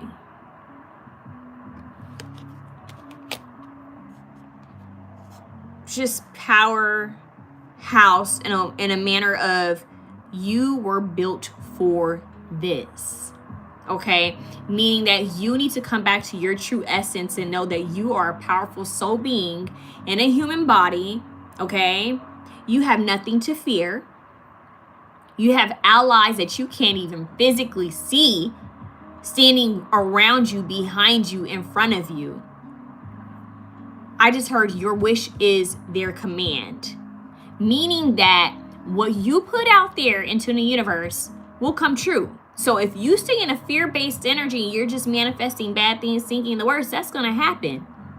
Clenching up, assuming the worst. The reason why we do that is because we're trying to protect ourselves. It's a defense mechanism. But if you put out there that good things are happening, things are going in your favor, things have ruled out in your favor, life is aligning for you, the right people are coming to your life, you have help from unknown sources, things just naturally align for you, life is full of grace and ease, you are grateful for all the experiences you've been through, you've gone through in the past, and things are just wonderful. Why? Because you are alive and breathing, and you have your health and your well-being, and you know that there's so much more good to come. When you stand more in that energy, watch. The universe hears you. The universe is saying, oh, that's the frequency they're on? But I thought they were afraid. Okay, we like this. Keep talking. Tell me more. Tell me more. What else? The universe starts listening to you and saying, okay, we heard you. You said everything's aligning for you? Bet. Starts aligning and moving things, shifting things. Don't be shocked if certain people are moved out of your life and then replaced with new energies because your frequency is shifting. That's how powerful humans are. Learn about the subconscious and conscious brain. A lot of you guys need to be on your Dr. Joe Dispenza and your Dr. 𝘛𝘪𝘱 energy, okay? This reading is giving neuroscience. It's giving get in control of your physical vessel because you are a powerful soul being. You need to remember what you came here to do. Don't let this outside world matrix-ish throw you off of why you came here. You know how this game works. Remember how it works by calling your power back and being in the High Priestess energy. Okay? Be in your power. If you don't want a certain outcome, don't accept it. I know that sounds crazy. If you don't want something to play out, say, you know what, universe, I don't accept this outcome. I don't accept this frequency. I don't accept this timeline. Because I know who I am, and I know my worth, and I know my power. That means I need to internally shift my frequency so I can be a vibrational match to the things that I want to align with me. And you start actively reprogramming yourself and programming your matrix with what it is you want, like it's a sim game. I know that sounds crazy, but truly surrender to that. Surrender to positivity. Surrender to things working out for you. It sounds woo-woo until you do your research. That's why I gave you guys neuroscientists to look up. Dr. 𝘛𝘪𝘱, Dr. Joe Dispenza, people who have done the studies for you so you don't have to go try to put a bunch of books together to process the human brain. Right? So it's processing that, okay, we're still being, we have this human brain. How do we process and use it to work in our highest good? That is what I'm telling you guys this is. Option 3, you guys are in a place of life threw something at you, whether it was an old cycle or something you've currently been going through, just to help you to like push you out of this old chapter into a newer version of yourself that has more power, is more aware, and more at ease. I'm also hearing Shaman Derek. Some of you guys might be called to look up Shaman Derek and how Shaman Derek speaks to his spirits or to his clients. For some reason, I feel called to say that. Because he's very, I want to say very affirmative. Like, he's a spirit, cleanse me. Spirit, I need you to recharge me. And that's how you guys need to be speaking to yourself, to your higher self, your spirit, and how you need to be speaking to the universe. So take note, because it's about you guys accumulating knowledge. High Priestess, I'm giving you guys all these people to look up. Take note. It's about you guys accumulating knowledge and then taking it, embodying it, and allowing it to shift your matrix, because it's a spiral. And if you guys go onto my Instagram page, which is a lot like a vlog right now, my Mystical Mermaid spiritual page, you'll see a lot of spirals because, and I mentioned in the readings, the spiral starts inward. You have to go in. So take that little journey inward, go in, reprogram, reset yourself, and start reprogramming everything you want. Like, okay, this is how I'm going to operate. This is what I'm going to take in. And watch how that spiral turns outward. How everything outside of you starts to shift and change because you decide to go within and do the work. That is why I use the spiral. So, you guys, this is big Empress energy. Maybe go check her out. You know, like this is some big power, some real deal energy, you know, here. Like this is, I'm stepping into my kingdom, my queendom. I have the knowledge, now I need to apply the knowledge. I have the knowledge, now I need to apply the knowledge to my life. What the universe likes is a courageous spirit.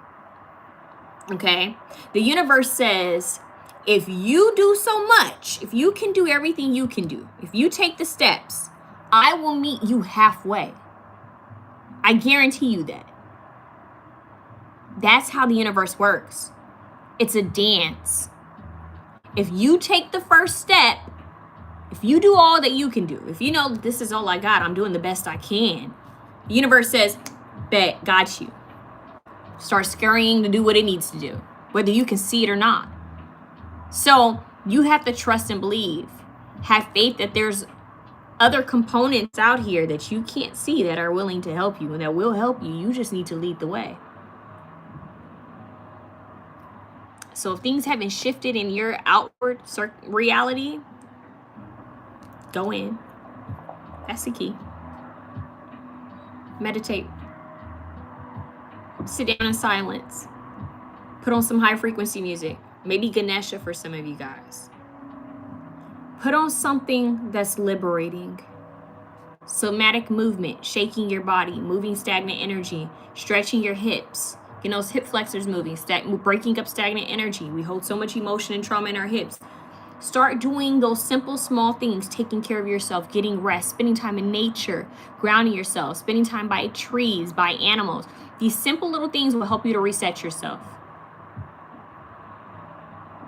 All you need is a frequency shift. A little jump. You know how like when a car stops and it needs a little jump to its battery? You just need a little jump energetically. It's a frequency shift that can change everything outside of you, even the things that people will be like, there's no way that can change. There's no way that can happen. Where there's a will, there's a way. That's what that means.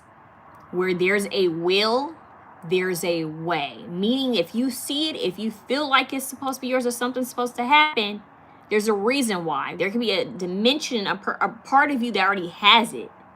You need to step into that version, meaning that you need to be in an energetic match to that timeline that you know already has it or is already at peace and at ease.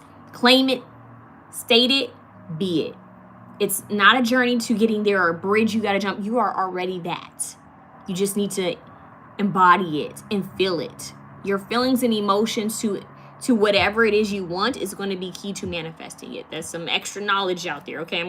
I feel like I'm confusing somebody out there. So take note, do the research, and it'll make sense later, all right? Let's look at these comments. There's a lot going on. Let them go. I would be with no money if it wasn't for that. Yeah, okay. What's happening here? Let me go back.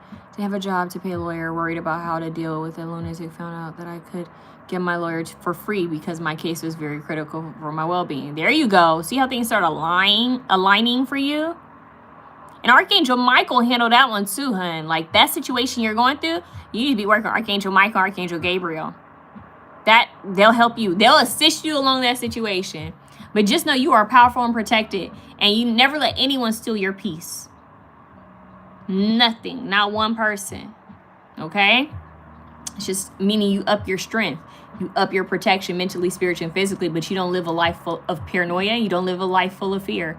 You live a life full of freedom, joy, and peace, knowing that you are divinely protected and divinely watched over. And that no weapon formed against you shall prosper, and everything will align for you.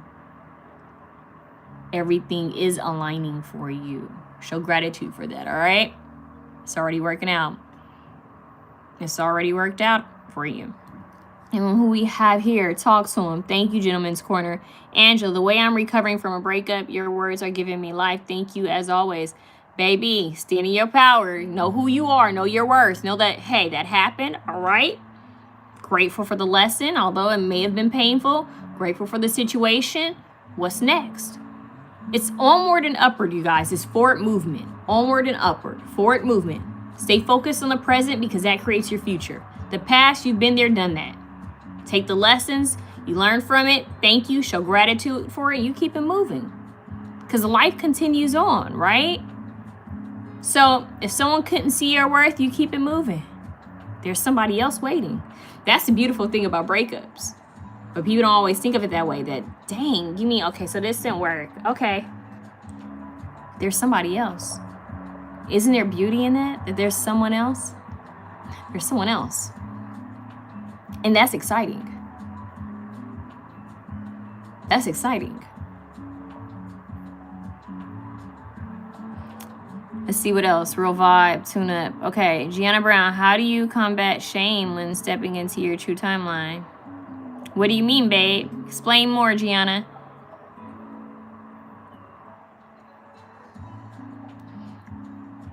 You can't, how do I say this? One of the biggest things, because I was so afraid to speak on platforms, I was so afraid to be seen or heard because I had dealt with the trauma of being bullied for most of my life. And I was so afraid to speak up. Like having a platform, like if you guys go to my very first video, all you can see is my hands. Like I would not share my face at all because I was afraid that someone would see me on here and judge me, especially old friends, old, classmates. And then I thought, why do I care about what people think about me? Because if you think about someone who's really talented or really good at what they do, you're always going to have someone say they suck. And they could be an Olympian. You know what I mean? They could be the very best at what they do. And there's going to be someone out there who says, I don't like them. And they just won an award. There could be someone who says they're a horrible singer. And they're literally the best singer out there. Like, there's always going to be someone who, people are going to criticize you from the, I don't know why I want to say from the rooter to the tutor, and I don't even use words like that. People are going to judge you from the rooter to the tutor. People are going to judge whatever they can judge because it's projecting. People like to project, okay? People like to project their own insecurities, their own fears. Usually when people pick people apart physically is because there's something about them that they're ashamed of. It makes them feel better about themselves. All right? So when you start processing how people work mentally and why people judge, you stop caring because you love yourself. And when you love yourself and understand yourself, you don't care if people are judging you. So there has to be a deep-rooted self-love. And really, I want to say an unfuckable energy. Like, I don't care. Like, I love me so much, you know, that, and I know my worth, and I know that it's nothing personal because people are projecting, that you just say, it is what it is. You know, I'm going to be in my light. I'm living the timeline that I want to live in because this is my life. And one thing's for sure, I came in it alone and I'm going to leave alone. Okay. So why let Tommy, Billy, Susan, Samantha, Karen, whoever, you know, dictate or have anything to say about what I'm doing, or even me worry about what they're going to say? Who cares? Are they putting money on your bills? Are they taking care of you? Are they helping with your ascension? Then I don't care. You know what I mean? You got to be like that. You got to live like that. You got to be like, I don't care what you think about me. Like regret and fear. Like regret and fear. Oh, honey. I see you said maybe it's religious trauma, guilt. I don't know, honey. I dealt with that too. That's why I went. Oh my God, I'm about to tell y'all all the tea. So that's why I went by 𝘂𝑀ystical not 𝘂𝑀ystical Mermaid. My original name was Mystical Mermaid. Okay, because I was still trying to come out of religious shame and guilt. So I didn't want to use my real name because I didn't want people to know who I was, because I didn't want to be bullied. But I also had a lot of Christian family and friends. And I'm like, if they see me doing this, they're going to be like, that's evil. And, you know, all of that. Honey, at a certain point, I said, F it. This is who I be. And this is what I do. And this is a gift and ability. And that's on that.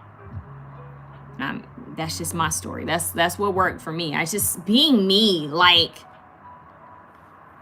that is the biggest freedom you can have, is to not care what people think about you. Once you hear all the worst terms that people can say about you, it becomes numbing. I've had people talk about my 5-head. I've had people talk about my nose. Sometimes I don't have eyebrows because I have trichotillomania. I have people say all types of things about me. Sometimes I mispronounce words and things like that because I talk quick. My pronunciation isn't always clear. I've had people say all types of things, but you just get over it. You're like, okay, what next? What next? What can you say? What next? That's all you got? Is that all you got? Because I know my power. Is that all you got? You spending so much time talking about me. What does that say about you? You're projecting. I like that you give me so much energy, though. You must really love me. You're breaking me down, huh? You trying to break down my appearance? You trying to really figure me out? That's why I start looking at it. Like, you must really trying to be in tune with me. What is it about me that makes you nervous? You gotta love yourself. You have to understand everything is a mirror. Like, people are literally just projecting. That's all. You just gotta know you. And I'm telling you, once you stop caring about people in shame and guilt, and fear is false evidence appearing real. You gotta know that God, source, the universe is not a condemning entity. And it's hard to say because I know a lot of religions, it is. You know, it's like, you know, if you do this, you're going to hell. Yeah. Or if you do this, you're going to be condemned for life. The pits of hell. And it starts making, it's fear mongering. It's fear based. And if you do your research on religion itself and why religion is set up, it might make you feel a bit more free. For me, I had to do research on religion. And one of the things that really struck a chord with me, I'm going to say this really quickly, I want to get back into this reading. One of the things that struck a chord with me is how religion was used to oppress people, and how religion was used to oppress African American people, more specifically. and how a lot of the condemning things that we thought, you know, like, oh my God, if I do this, you know, it's a sin. It's to keep you in line, to keep you in check, to keep you here, timid, in a certain frequency. You know what I mean? So I'm just saying, like, there's certain things that I still connect with, certain things I don't connect with. But babe, ultimately for you, you got to find you have to go within to see what's for you on your current soul journey, because it can be different for everybody. But one thing's for sure, the one thing I still stick by is fear is not of God. The true God source, fear is not of God, because fear is a very low frequency. Shame is a low frequency. What do you have to be fearful of? What do you have to be shameful of? You are a soul being in a human body, here to make mistakes, here to learn lessons. That's what you're here for. If you were meant to be perfect, you wouldn't be here. No such thing as perfection. So guilt, shame, all an illusion. Burn that away. In fact, I would write that down on a paper and burn it. Like, I'm bold. I'm courageous. I'm strong. I am happy. I'm joyful. I'm very proud of myself. I have nothing to be ashamed of. I'm a free individual. Liberation, because guilt and shame is basically imprisonment of the mind and of the spirit. And you are not imprisoned, you know? Literally, mentally, and emotionally in a prison without being in prison. No, don't claim that. Be free. Set yourself free. Okay? And undo whatever programming may have caused you to be in that. So that could be a call to reset mentally, emotionally, spiritually as well. Okay? Let's see what's happening here. I missed some messages. I shared your same experience. Girl, I feel you and you're amazing. Where people pick up on those that shine the brightest light. Yeah. Especially how religion fucks up, especially women using shame and guilt. Yep. That part. That's because women, the divine feminine energy, and it really comes down to divine feminine, divine masculine energy. Divine feminine energy is extremely powerful and potent. And they're supposed to exist equally, divine feminine and divine masculine energy, but for some reason the human ego comes in and is like, no, I'm better than you, no, I'm better than you. And it's just like, look, you're supposed to be here equally, yin and yang, you know, light and dark. You're supposed to be working together. Let's see, your queen. Okay. Thank you. Sometimes you want to be liked by people that you don't even like. When I realized how crazy it was that I started to heal. Okay, hun, I can say that with family members. I wanted to be liked by family members. I thought I had to be liked by family members. That's an example. Now I don't care. Okay. I'm getting to the point where I'm like, I don't care how close you are to me. You just have to love you. That comes with self-love. Like, you either love me or you don't. Like, that's okay. You know? Because it's not really about being blood related or anything like that. It's not about how long you've known people. It's not about religion. It's about you. It really all comes back to you. It comes back to yourself and how you identify with yourself. And are you accepting yourself? If you're not accepting yourself, you're going to care about if others accept you. But if you accept yourself wholeheartedly and you love yourself, you're not going to care. You're just going to take it as it's okay. We're just not a frequency match. There are other people that have yet to meet you that are going to love the heck out of you. And not the you that you present the world to be. Like, I'm so-and-so, you know, when you're getting ready for a presentation or, you know, or a dating app or something like that. No, the people who see you when you just woke up and you have sleep in the corner of your eye or you have a booger in your nose. And they're like, I love this individual. They're so crazy. Or they're so silly. Or they're so sweet. By the way, you got something in your nose. But I love you. Keep talking. You know what I mean? Those individuals. Like, there are going to be people who love you for you even when you were at your lowest. That's important to know. You just haven't met them yet. Why am I hearing that song? Is it by Michael Bublé? You just haven't met, or he says, I just haven't met you yet. That's a sign for somebody. You just haven't met you yet. See? Just haven't met the people you were supposed to meet yet. Okay, we weren't allowed to read, but we were given a Bible. There you go. But I always love gospel. I'll always love, honey, I had on, what's her name? Ooh, why am I blinking right now? That might be a message. What's her name? Give me a second, y'all. Give me a second. There's a song. Y'all, tell me who this is. What's her name? So I need to talk to you and ask you for your guidance, especially today. What's her name?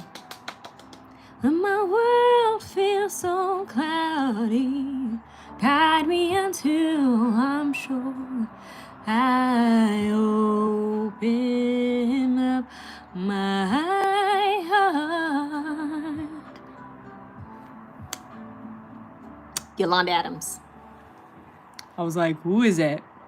I don't know why I was getting Deborah, but it's not. Thank you. Yeah, open up my heart. Lost my ego. Family hurt most. Yep. Yeah. Family is the ones. That's the first test from your parents, because they're the original programmers. And then your family comes in. They test you.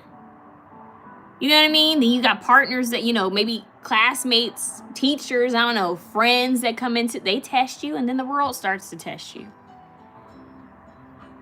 Right? But it's okay, because it's all a lesson.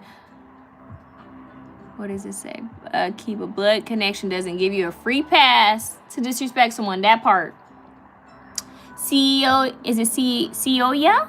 I hope I said that right. Hello from Korea and Daegu. What's up, Korea? Oh my God, Korea in the house. Oh my God, we had India, we had Italy, now we got Korea. We had Chicago. I love it. Y'all making me feel all like warm and giddy. Y'all need to stop. Y'all making me blush. Oh my God. Korea in the house. What's up? Sending you so much love. See, I need to travel. All right, you guys. But look, just always know your power. Know your power. That's what it is. Fear is false evidence appearing real. That song, y'all need to go look. There's a reason why that song came through. That Yolanda Adams song. Ooh. I'm happy I asked y'all, because I was about to call her Deborah. Don't even worry about it. You know what? You got to send your family love. You got to send them love. Send them love, and you keep it pushing. Send them love.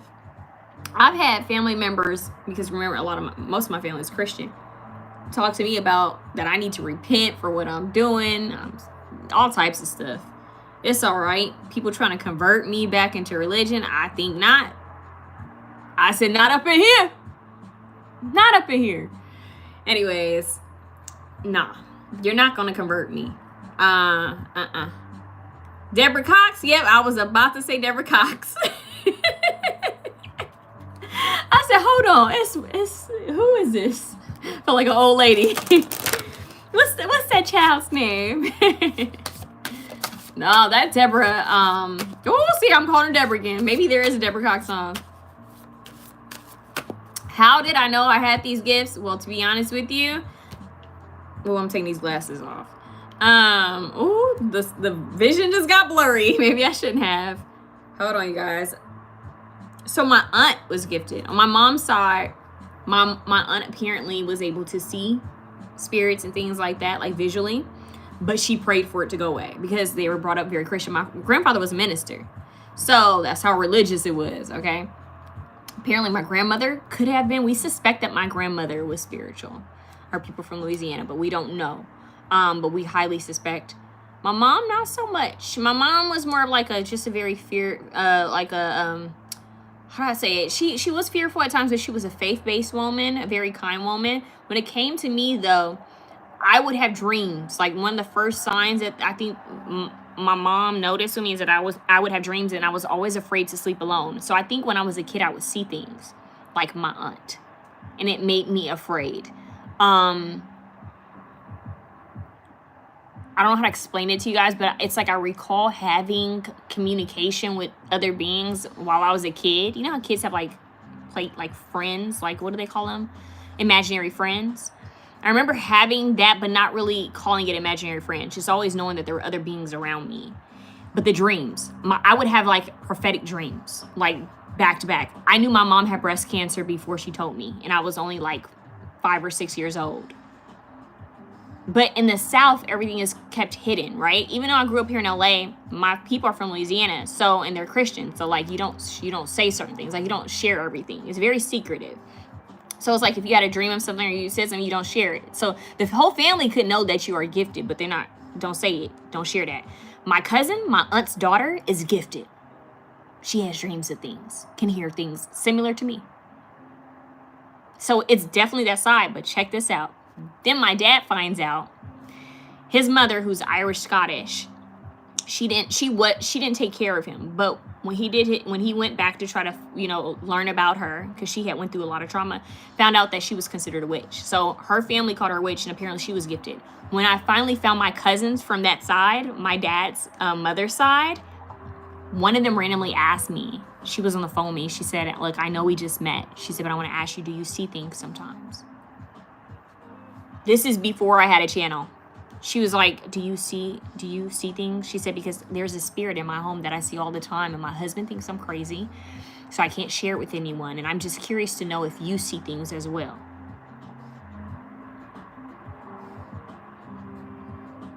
So then I find out that my cousin on my dad's mother's side is gifted, and my grandmother was actually considered a witch. Apparently she used to visit graveyards and whatnot, which was very woo-woo and crazy in her time frame, because keep in mind my dad is like 60 something, so that's an older generation, you know what I mean? So I have it on both sides, and my dad is interesting.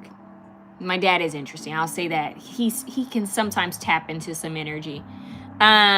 So with that being said, a lot of people are gifted in my family. I'll leave it at that. Oh, and my aunt. Okay, so check this out. I can't leave this out. My dad's sister, who they share the same father, she's very intuitive. Like she just knows things. She'll just say things and be like, how did you know that? And she'll be like, I had a dream that this was going to happen. And that's from the Puerto Rican side. So like I said, I thought it was more in like, okay, I inherited this. But I'm realizing I think everyone is gifted. It's just about how you tap into it. So for me, it started with dreams and visitations, like seeing things, hearing things, getting visits from people, and just intuitively knowing that certain things were happening. But it's like, how do you share that when your family's telling you, hey, shh, don't share that. Don't say that. Don't go to school saying that. Don't share that. So that's the truth. So then you feel you have to repress. You're repressing who you truly are for the longest. I knew my mother was going to die before she died. I had a dream of it. I told her. I knew my childhood dog was going to die too. I told her about that. It all played out. And that's the truth. So it's not something like when people are like, oh, I wish I had that gift. I'm like, I don't know if you do. Because sometimes ignorance is bliss. Sometimes not knowing feels good. Because when you know something but you can't change the outcome of it, kind of sucks. You know what I mean? So the more and more I realized, the more and more I accepted whatever gift or ability or that I was aligning with, or just overall accepting what was given, the stronger it became. The stronger I heard from past on loved ones, the stronger messages came through. I hear from my mom every now and then. And I'm like, oh, my mom came and visited me. Cool. You know what I mean? Like, that's cool. But I have other spirits that visit me more. How do I explain it? Like, we all continue learning and doing things in the higher realms. It's not over. How do I say that to you guys? Like, we think once we die, that's it. No, your soul is still doing other things. So when my mom does have the time to visit me spiritually, I'm very receptive to it. And I'm very grateful that her soul could come through and give me a message or come be with me. But there are other spirits that assist me during times in my life where I need their energy more. So I'm just receptive overall of having communication with spirit and being receptive to it.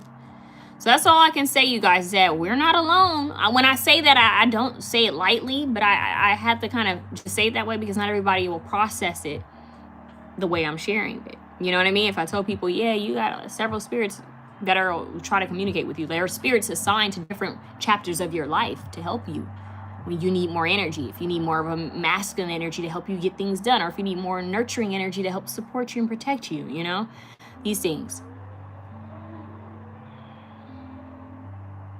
Yeah, there are land in places that have a lot of spirits in them. Thanks for sharing it with us, Angela. No worries, Angelo. Keep a while. That's crazy. Yup. God-fearing. God-fearing is a Christian term, hun. It's a Christian term. When someone says, oh, they were God-fearing, it's a Christian term. My mom was very religious, but she wasn't judgmental. That's why I love my mom. She was a real cool lady. A cool spirit. Now I know why I chose her, because she's a dope lady. See what else? Okay, as a child, I could always feel someone was watching me. I was so afraid of seeing spirits still, and like, just visit me in the astral realm. You're like, hey, keep your distance in the physical, please. And then see God, and then with the prayer hands, yeah, God source energy. All right, let's finish this 3 reading. Let's wrap it up. But see, maybe that's why all this came out with the High Priestess, that higher knowledge. There's more. Don't let this matrix get you all wrapped up and scared. Don't live in fear. There's so much more. There's so much more. Why would you be afraid of all this bull ass, I don't want to say it, the BS going on in the world? Why? It's all just mess. It's just a game. It's just a game that people are playing into with your ego, with fear. You know what I mean? You have to decide how you want your life to be, how you want your matrix to look. It's like, I keep telling you, the most simplest way to process it is like you're playing the Sims game. When you log into the Sims, hashtag Miss Susu, when you log into the Sims game, you guys remember that when they used to say that? When you log into the Sims game, you decide which character you want to play, or if you want to customize a new character, you decide. Okay, I could decide to have them live in this house that the Sims created for them or whatever, or I could have them live here, or I could have them stay in this partnership, or I could have them meet someone new. I could create something for them. I could do whatever. And if I feel like I don't want to play this sim life the way they have it, I could hit mother load on this. Cheat code, mother load. I could make some ish shake with mother load. And mother load for us, for our lives, is really shifting your frequency. What it is you aligning to the frequency that you're trying, the timeline that's on that frequency. So that would be, like I keep saying to you guys, learning how the human vessel works. Learn how the simulation works. How do you do that? Learn how the physical brain works so you can get in control of it. Learn about your soul and how empowering it is and how important it is to be yourself. Know how important it is to connect with God's source. Know how important it is to know that everything is living and everything can hear you. Connect body and spirit. Once you connect those two, I'm telling you, things start to unravel and shake. There you go. There's your mother code. Your mother load code. Your cheat code is that. It's you resetting. It's like, you know what? The way my parents raised me, that doesn't resonate. Or the way my family sees me, that doesn't resonate. Or the way the world is telling me to be, that doesn't resonate. So you know what? I'm going to change it all up and decide what I want it to be. There's power in that. There's power in you even recognizing that. Cheat code is you deciding that you want things to change and you acting on it.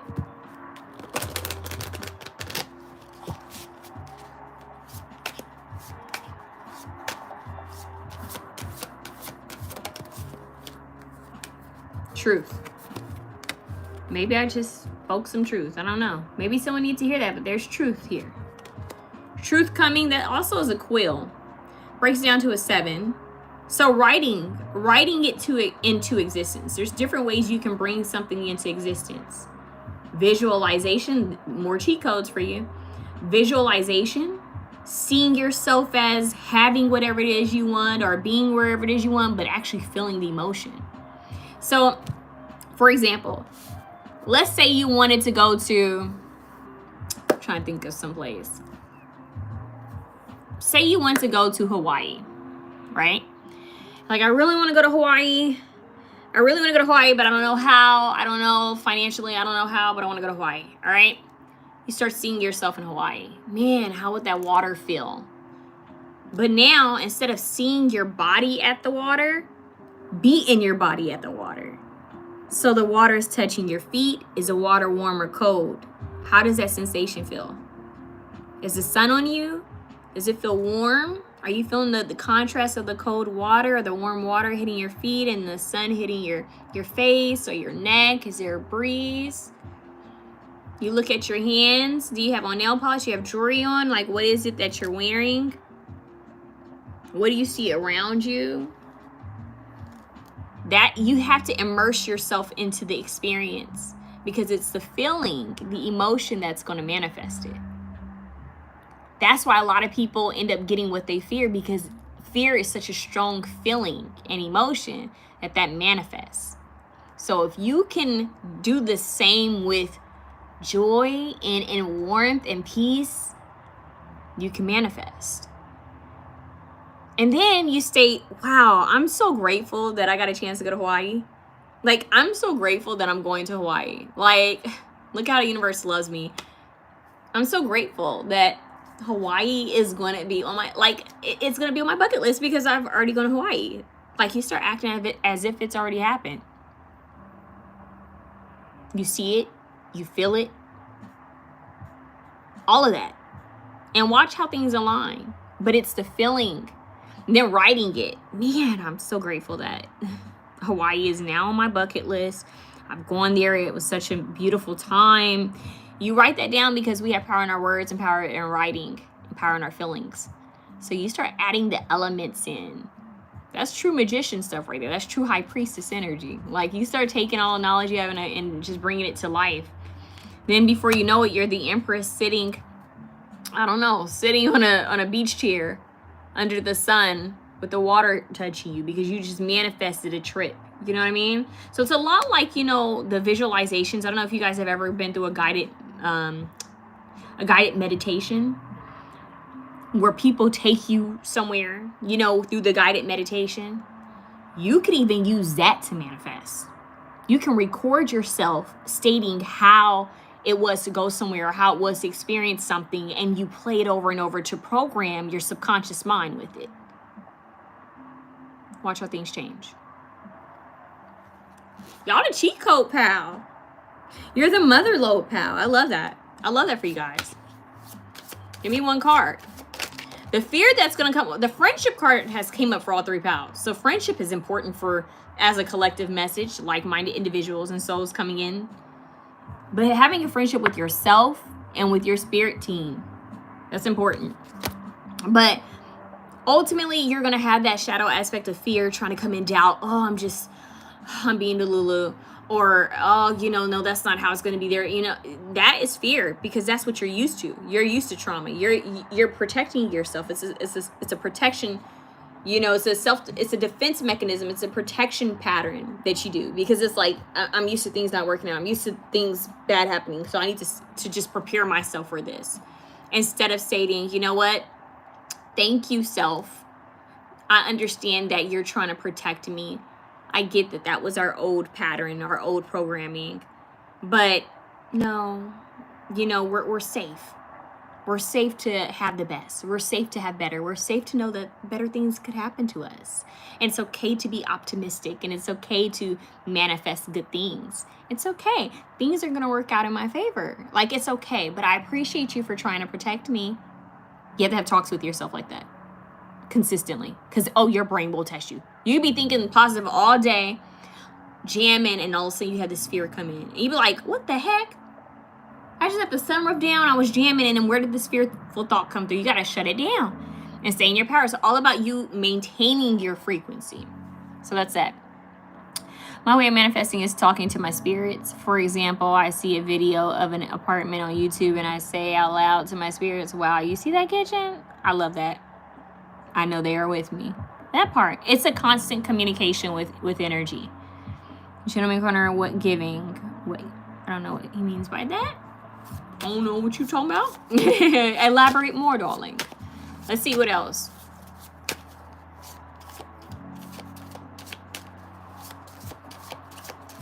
It's just it's a conversation with you, your higher self, your spirit team. What's crazy is, and I feel like this is more channeled for you guys because I feel called to say this. What's crazy is your higher self is waiting for you.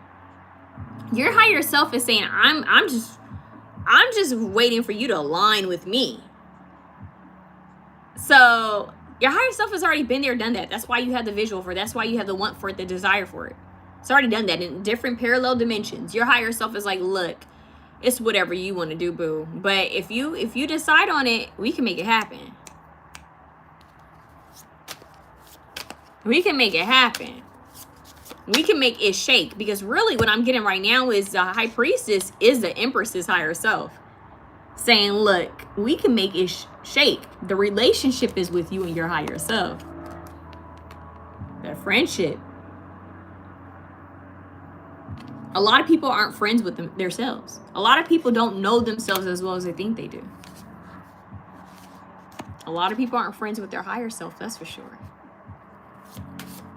Oh, didn't I mention court cases having to do with jaguars and panthers? Boundaries. Very interesting. Yeah. You learn how to put up healthy boundaries with yourself and with other people. And what I mean by yourself, because a lot of times we want to jump in and help everybody and do all these things, but we got to learn how to kind of balance ourselves out, right? You can't pour from an empty cup.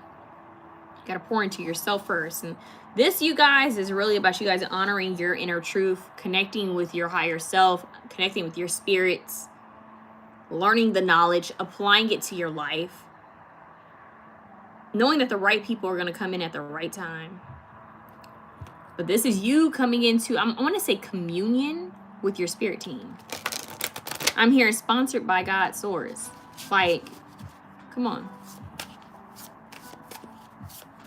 I don't know why I just got a vision of like a sandwich, like someone eating a deli sandwich or something about a sandwich. Weird. That was just very random, which now makes me want one. Look, we have good fortune coming out.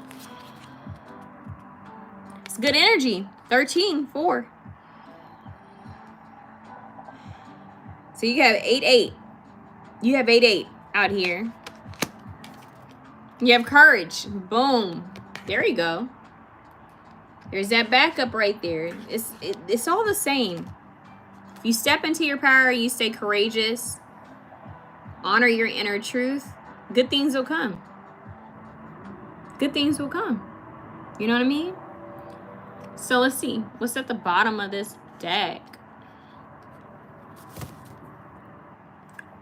Y'all, why are the same cards coming out? Karmic past. So everybody's just going through these lessons. I'm telling you, like, we're all going through collective energy. Like, we're all going through these different shifts and changes and ending cycles.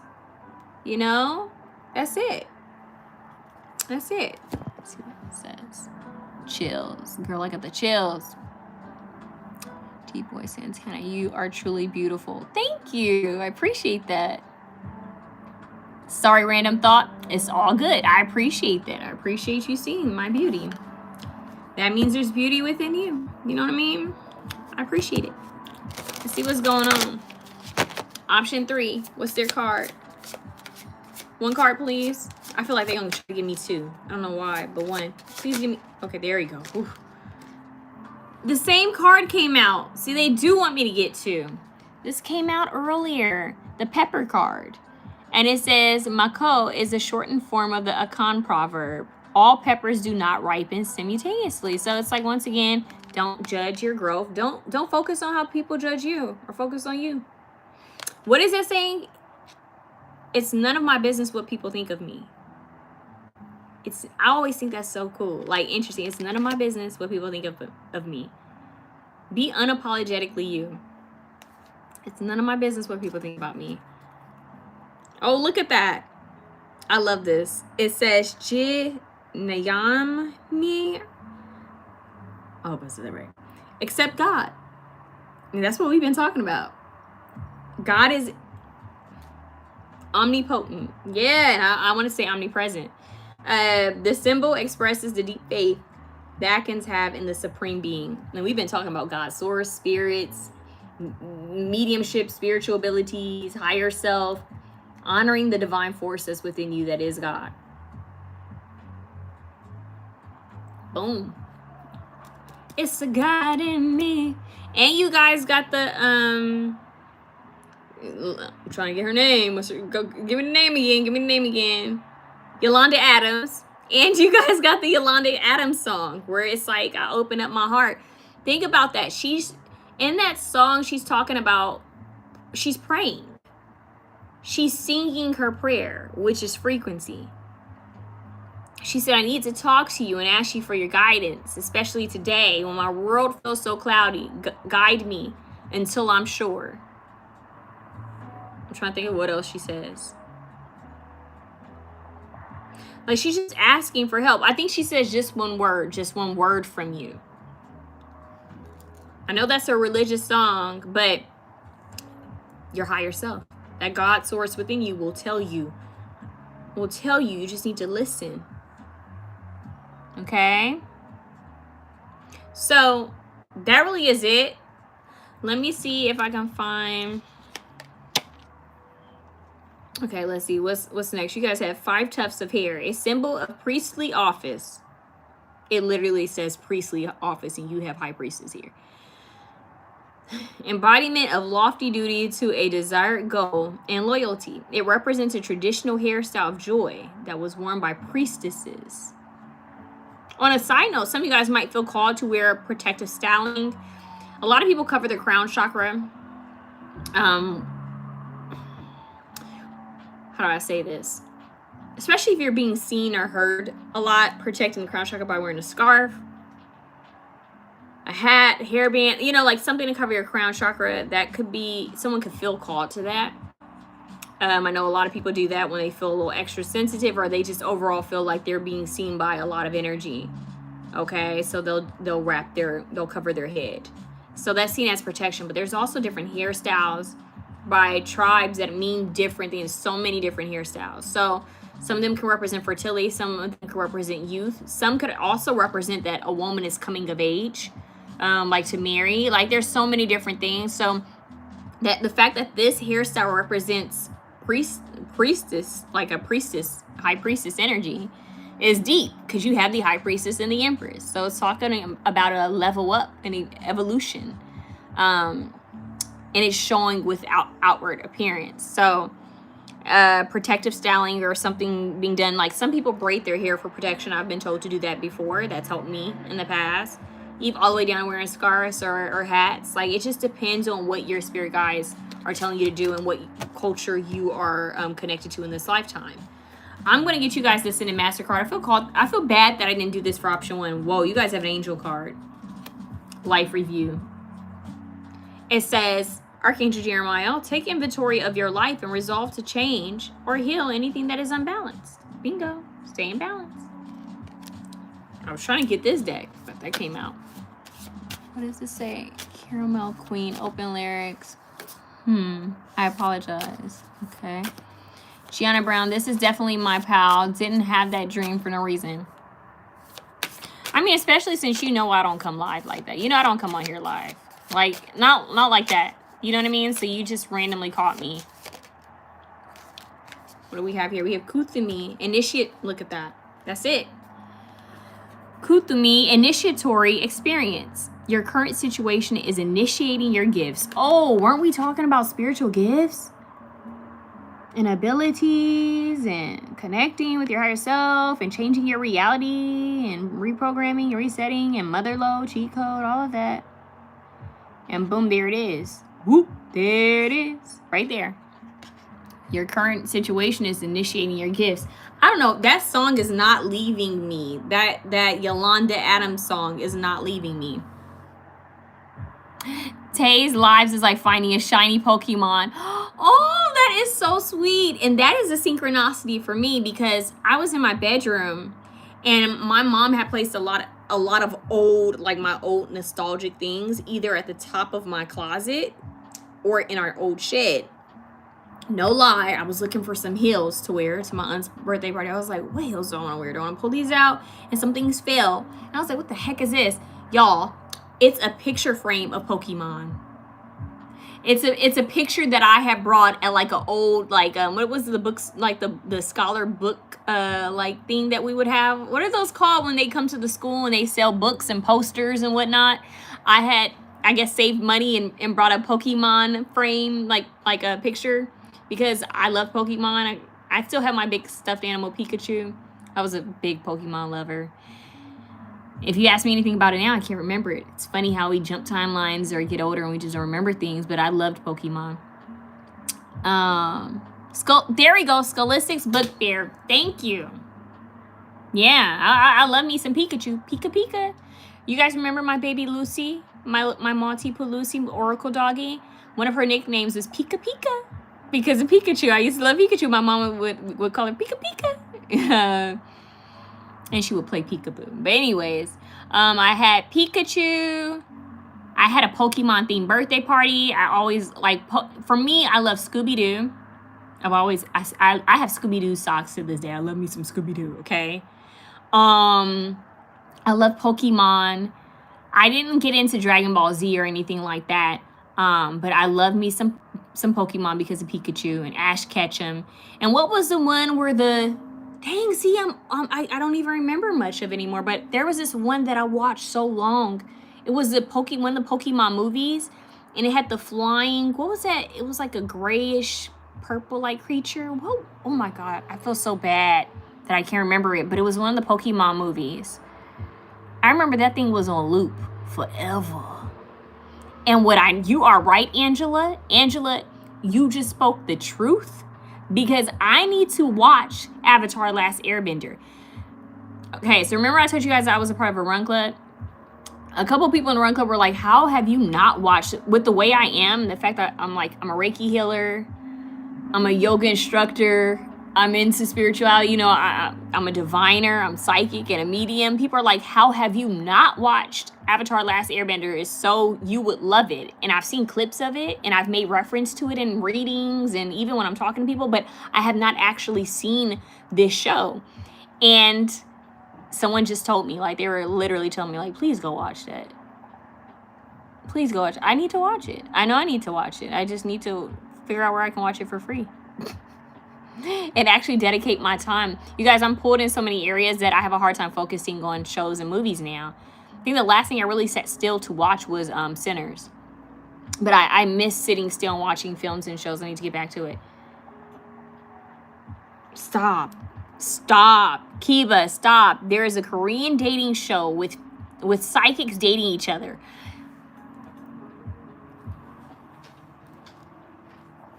Now that gets me excited. I would watch that. That would be real interesting. That would be really interesting. I can't imagine. I can't imagine. I mean, just because I haven't actually taken the time to imagine it, but I can imagine if I met someone who was so similar to me. Like if I met a guy who was a psychic, it would shake me up in the best ways. I'd be scared a little bit. Not scared. That's a bad word. I'd be a little nervous because we're like, whoa, what do they know? Did they know that I got nervous about our date and I pulled a card about it? Like, what do they know? Like, what do they know about me that I don't know? I'm a Scorpio, so I want to know more than they know about me. Okay. Anyways, it's called Possessed Love. Why is it called Possessed Love, though? I don't like the name of that. Why possessed? Why they go and do that? But anyways, I do need to watch the Avatar: Last Airbender.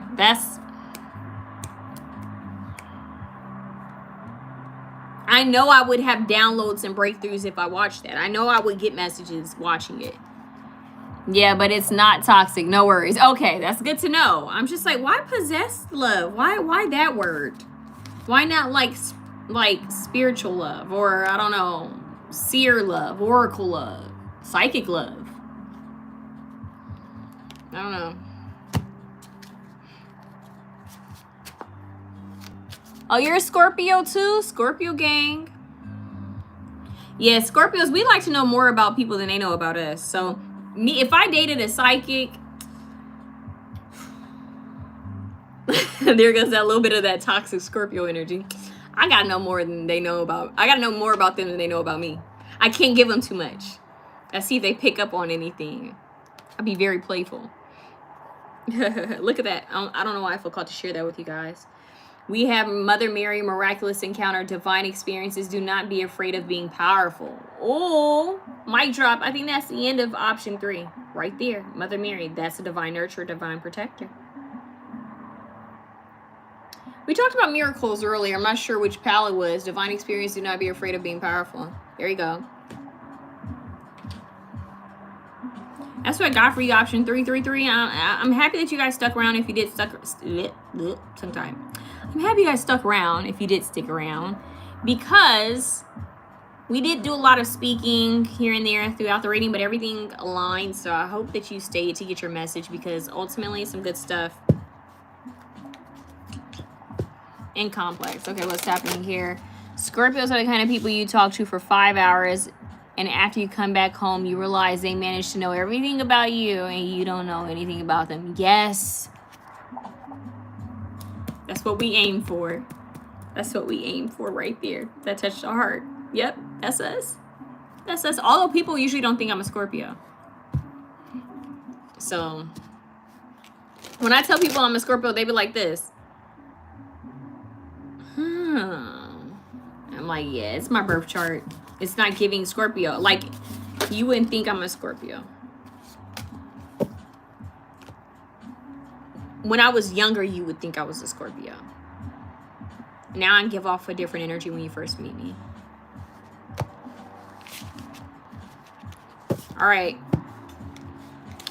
Okay, so I'm going to go back to what I said earlier. If you wanted a question answered, send me 10 to my Cash App.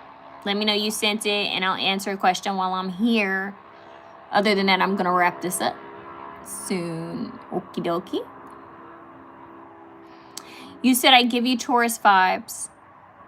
And Kiba says, I thought you were a Leo. That is very sweet. My mother was a Leo. I've been surrounded by Leos. My aunt's a Leo. Sister's a Leo. Like, my old childhood friend was a Leo. Like, Leos have... My dad is an Aries. My parents are fire signs. And I'm a water sign, so I was always told that I was sensitive. Fire is just like, you know? Taurus vibes makes a lot of sense because I'm a Taurus moon. And Taurians are always drawn to me. I have cousins that are Taurians, and they're always drawn to me. That's my sister sign, or my opposite sign.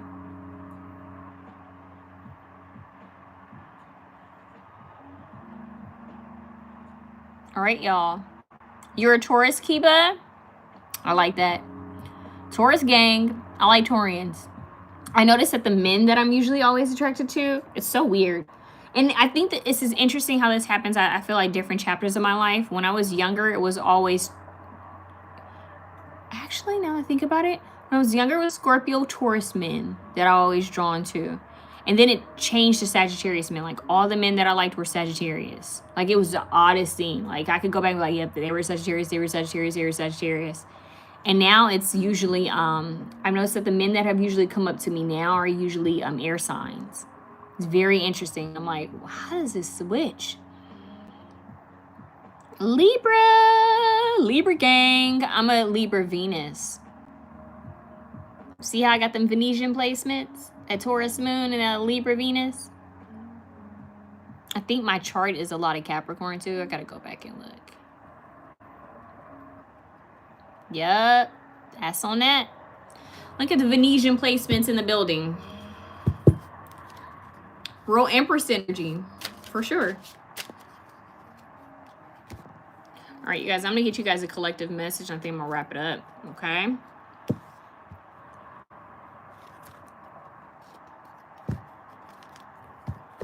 Because I have a taste for some food. I think I'm ready to eat.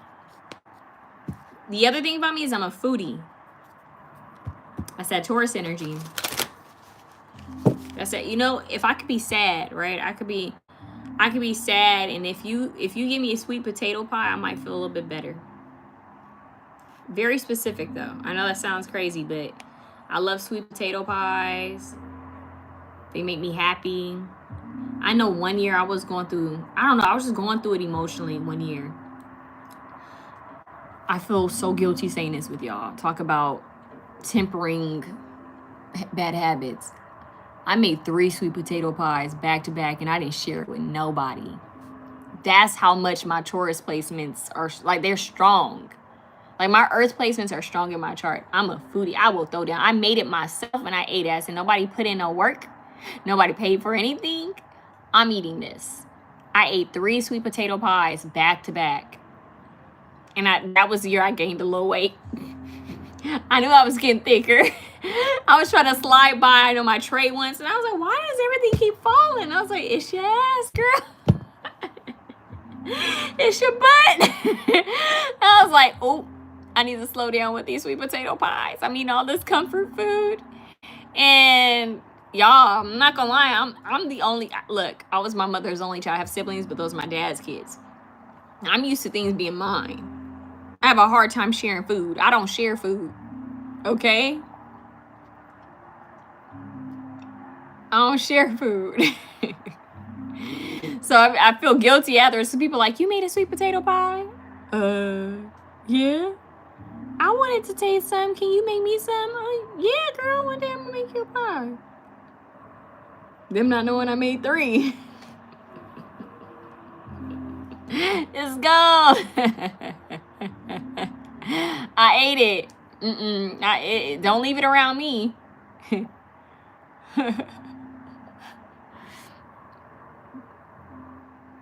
Man, honey, not the way we make it in the South. That it's filled with sugar. Pie crust, sweet potato, condensed milk, sugar, egg, cinnamon, nutmeg, vanilla extract, whipped cream. I'm a whipped cream girl. It's gonna be just whipped cream all over it. One year I got real bougie. I got real bad and bougie, and I put pecans on it. So I made a pecan sweet potato pie.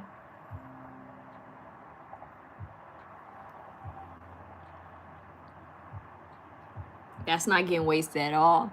Then, now this is where I got kind, because my dogs were looking like mama's greedy and I want some of that. I made them a sweet potato pie. I made my dogs a sweet potato pie. A healthy doggy pie. It didn't look good. It didn't look like mine, but they tore that up. They tore it up. So, yeah. I bake occasionally. I wish it was healthy, though. I wish I could say, yep, it's healthy. No.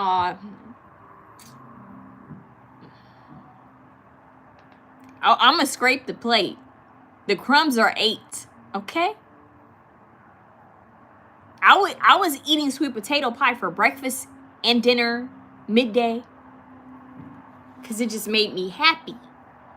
I said, I don't need dinner. I got sweet potato pie. A mess. There's certain things I can throw down, just comfort food. Like I'm something else. Like gumbo, just depends on where the gumbo's from. Because I grew up eating gumbo. Christmas, that was the thing my mom would cook.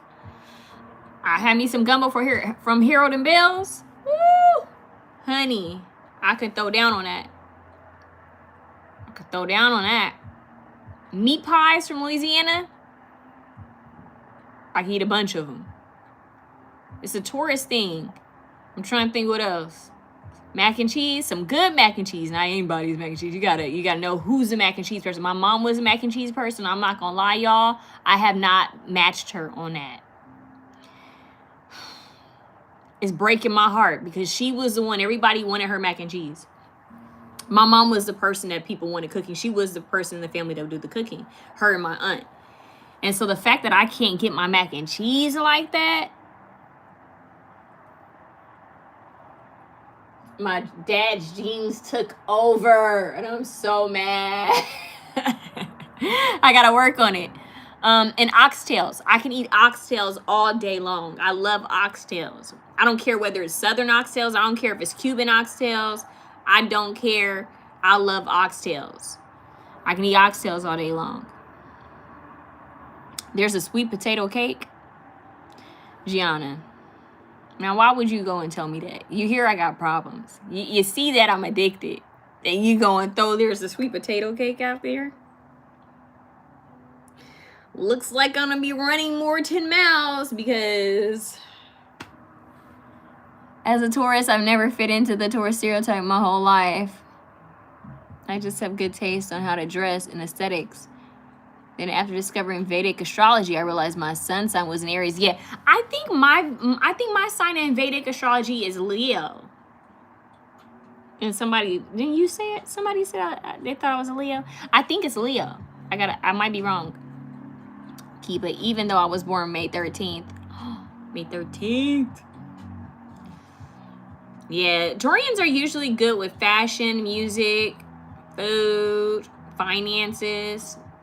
They're either on the end, like they're either black or white with that. They're either really good at finances or they overspend.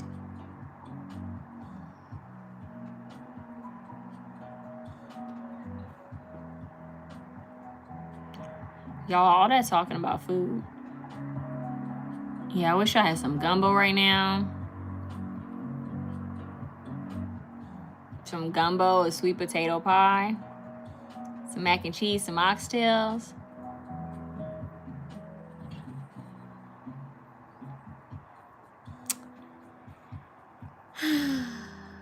But I'm trying to be a healthy girl. I'm trying to be a fit girl. I'm like that with food. I just eat when it's really necessary, but I love to cook for who I love. Yeah, maybe I'll get to that place, but I have a feeling I'm stingy. I have a feeling that even if I had a partner and kids, I would still be like, I gotta cook for them. I gotta share my food with them. My mom was low-key like that, even though she would cook for the family. Okay, quick story time. This one might gross some people out just a little bit, okay? So, funny story. My mom, when she used to pick me up from school, this is some ish. She would take me to McDonald's to get chicken nuggets. Because, you know, kids, we wanted our little McDonald's meal, see what toy was in it. And keep in mind, I'm a 93 baby, so there's usually like a NSYNC album in there or a Britney Spears toy, something, okay? Disney toy in there, okay? Those were good times when Disney was on their ish with marketing. Anyways, and it wasn't so toxic, or maybe we just didn't know. But my mom would go and get me Disney meal. And she would go to M&M Soul Food. She would go to a soul food restaurant and get her some food, okay? So one day we were sitting down. We made it home. She had turned the TV on. She was about to eat her food. I had my McDonald's. I guess that was her way of saying, okay, you chilling, and I'm taking the stress off from work, okay, before I really handle other stuff. I understand it. Apparently, one day I looked over at her and said, what you eating? And she said, I remember her telling me the story. She said, oh, nothing that you would like, because I was a very picky eater as a kid, okay? I didn't eat, like, I would eat pizza and take the cheese and meat off. I wouldn't eat the bread of the pizza. Like, I was always a weird eater, okay? She said, this is nothing you would like. The little Scorpio in me said, bet, try me, right? So I said, what are you eating? And she said, nothing you would like. Apparently, I put my chicken nugget down and looked at her. And she said, you want to taste it? Like, daring me. Like, you want to taste what I'm eating? And I guess I said, yeah, right? She gave me a little bit of what she was eating. And apparently, I moved my chicken nuggets to the side and said, I want more. That was chitlins. I know. A lot of y'all like, it was chitlins. Somebody at home saying, oh, Taylor's black. I didn't know. It was chitlins. Sorry, Harlow's running around here. But no, it's chitlins. So basically, my mom had her a chitlin dinner with greens and mac and cheese and black eyed peas and dressing. And she gave me chicken nuggets. Ain't that some ish? She had a full course meal and gave me chicken nuggets. And I guess something within me said, that's smelling good. What are you eating? What, you have a different meal than me. What's that? So ever since then, she had to buy a second dinner which was more expensive. So chitlins, honey, I want you to put chitterlings in on Google. Chitterlings, we call it chitlins. It's chitterlings. Okay, my mama had to sacrifice some extra money to get me a second meal because I was about to eat hers up. Oh, honey, keep it. Once you find out, you're going to be like, ew. Soul food is good. The history of it isn't good. It's not healthy because it was literally the scraps that was given to us. But, you know, it's in our culture. You know, it's what we're used to eating. You know? I stand with the ew. You searched it, huh? But with some Louisiana hot sauce, girl, and some cornbread dressing, and some mac and cheese, and some greens. I was a very odd child. I also love, I think I was an old Southern lady. That's what I think. I still think that sometimes. Sometimes I think I'm an old Southern lady in a body, just trapped at times. Or maybe at times one of my ancestors speaks to me and is like, hey, we gonna eat that today. I don't know. But yeah, oxtails are good. One thing I do want to try, you guys, and let me know if any of you guys have tried it. I know it's going to sound weird, but I want to try Puerto Rican food. My dad's half Puerto Rican, but because I've been brought up in Cali, we didn't have a lot of Puerto Ricans here in Cali. Now, if I grew up in New York, it wouldn't be anything. Like, you know, there's probably a lot of places to get Puerto Rican food. There's a lot of Puerto Ricans over there. But here in Cali, it's not a lot of, it wasn't a lot of Puerto Ricans. So I've never had Puerto Rican food. And I really want to try Puerto Rican food. Like, my grandpa would cook apparently, but I don't think I ever got a chance to taste my grandfather's cooking. Yep. If y'all want to talk food, I can talk food all day. My favorite food, keep it. But actually, I think the best cooks are the ones that can create something super tasty and good with scraps and limited ingredients. I don't like pretentious food with expensive ingredients. Understood. Gianna, OMG, I've been craving some Puerto Rican food for the last week. See, and I don't know what that's like because I don't know what it tastes like. I know Cuban food. That's like I have like a favorite Cuban restaurant that I've always gone to since I was a little girl. And I've heard that it's similar, but that's all. Like, I don't really know. I don't know, girl. Okay. Food, though, when it comes to my favorite food, it's going to be Southern food. It's going to be food from Louisiana. It's going to be food from the South because my mom's dad is from Kentucky. He was a good chef.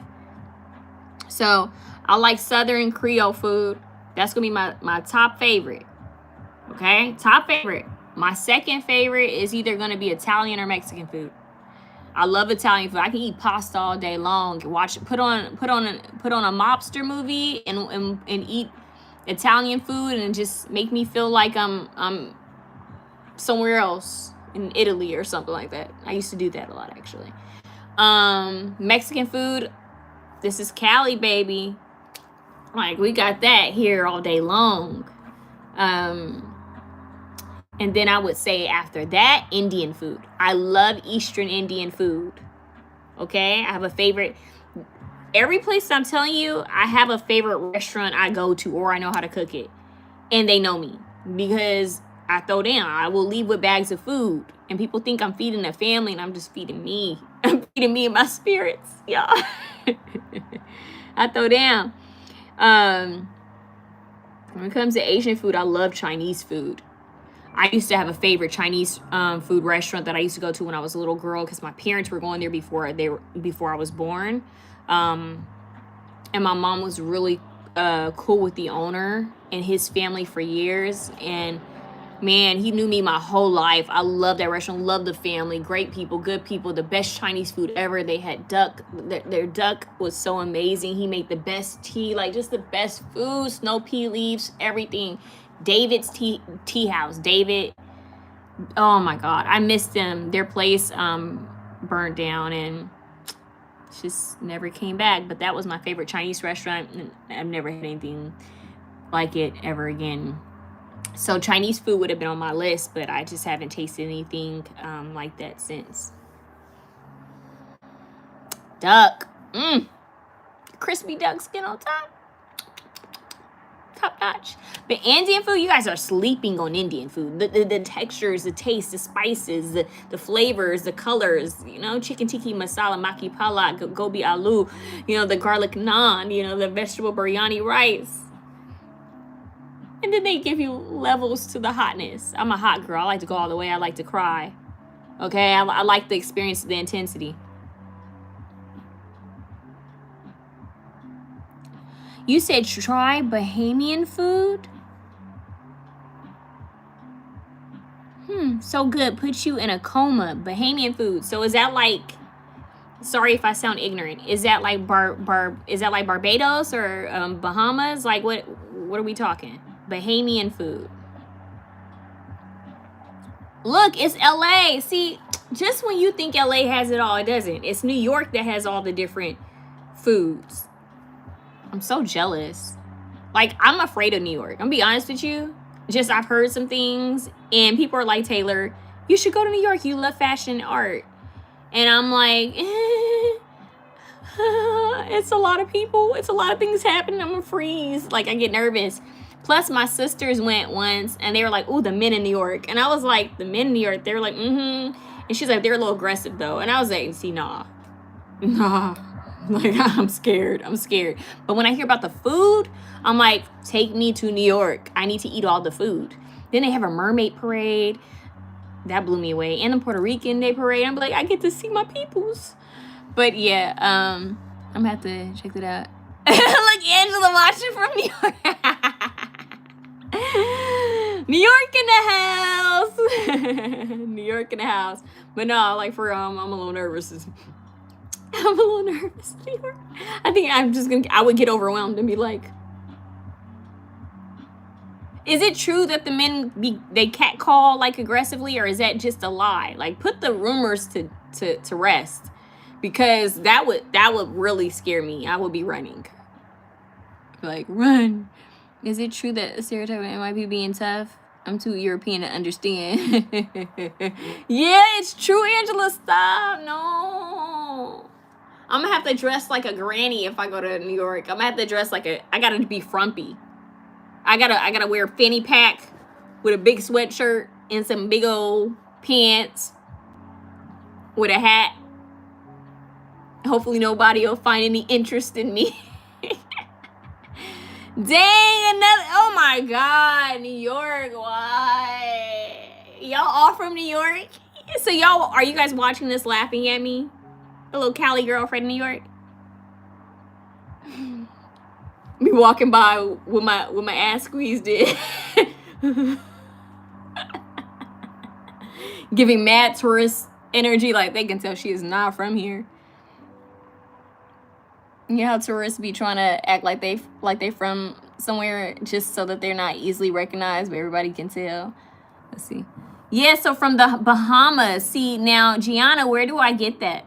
Where are you from? Gianna, where are you? Because you're talking that good-ish, and I'm afraid it's nothing near me. Okay, Kiba, you said earlier, I'm going back to one of your early comments. I love Chinese and Japanese. As Italian people give a bombastic side eye when I say I don't like pizza or pasta. But listen, I heard that pizza and pasta isn't really truly, well, not pasta. I heard that pizza isn't authentically Italian. Is that true, or is that a lie? Let's put some of these rumors to rest. Yonkers, Mount Vernon here. All right now. What's up, New York? So we got two people from New York here, and we end up talking about New York. Isn't that interesting? It's a lie. So wait, pizza is not from... So, okay, is pizza Italian or is pizza not Italian?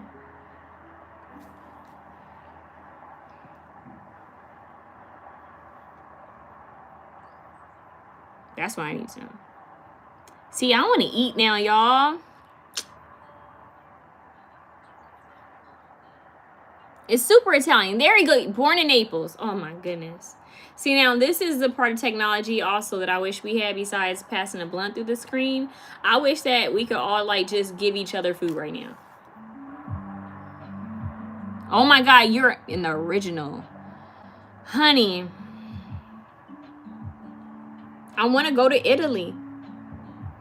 Okay, I'm gonna be real with you, Kiba. I want to go to Italy, but I've seen some TikToks where they said that it was kind of, you know, racial issues for Black women. So it's had me a little nervous, but I've always wanted to go to Italy. And I've always wanted to go to Greece.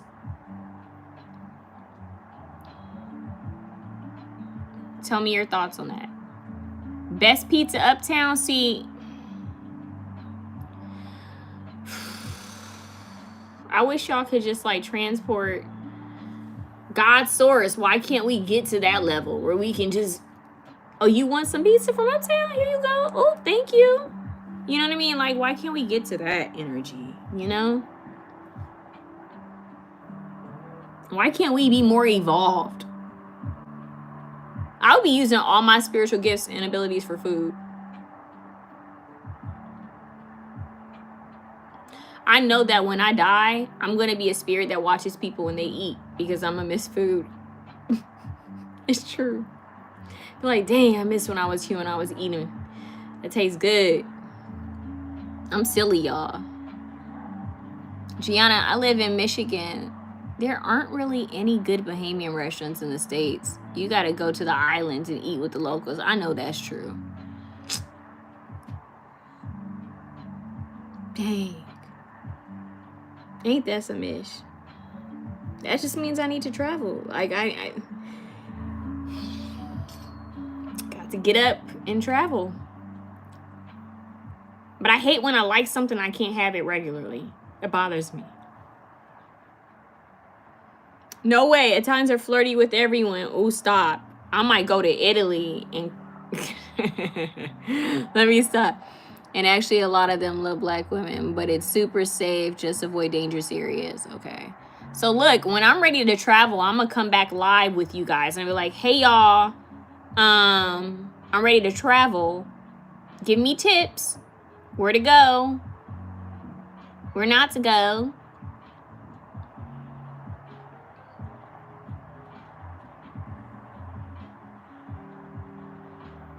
Yeah. Well, food has a way of bringing people together and healing. There's a lot of power in food and power when you create food. Now I'm thinking about New York. Thank you, Kiba. I appreciate that. Y'all really gonna make me go to New York. I can't. Y'all gonna make me set a trip to New York just so that I can get a taste of different foods. I'm definitely going to Italy one day. But New York, that might be easier to make happen. Like, why do y'all have a mermaid parade? I love that. But why?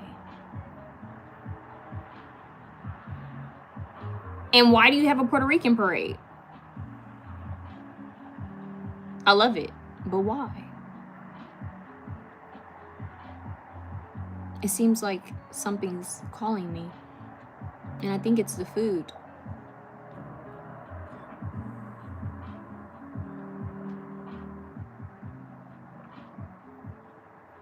Well, I would imagine because, I mean, I've heard it's because of, like, the quality of ingredients you guys have, right? Like, our food is processed. It's shit. It's trash. It really is. And I've heard that you guys have better, like, quality foods. I've heard of people trying to import food, trying to get food to them from Italy after they traveled there. Angela, why not? Yes, I'm going to have to. I'm going to have to. And I'm going to document it. I'm be like, y'all, I'm in New York. Tell me where to go. I'm being a scaredy cat. Tell me where to go to eat. Tell me where to be.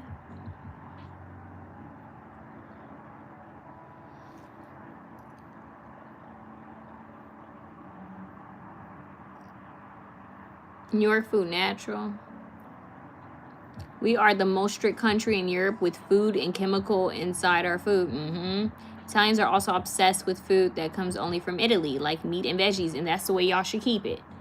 Don't let anyone come in and mess that up, because that's what people are missing. Yes, that would be a vlog. I would vlog the heck out of that. And y'all would be laughing every step of the way, because I'm telling you, I am silly and I am goofy and awkward. Y'all would have a trip just watching me.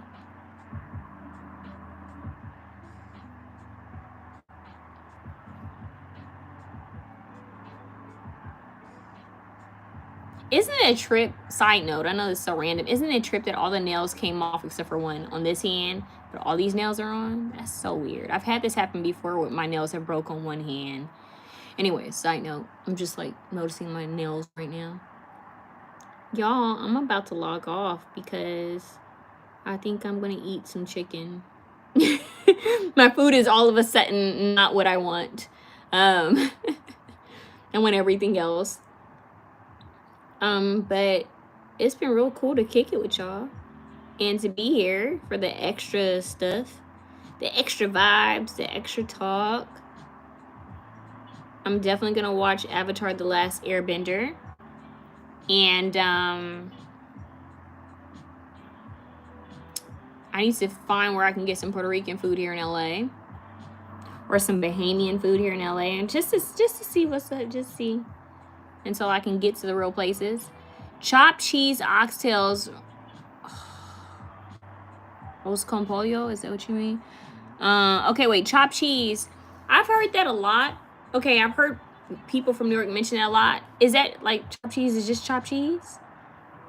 Like, what makes it mentionable or memorable?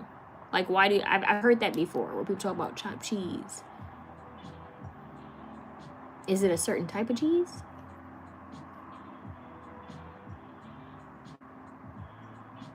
This is a real question.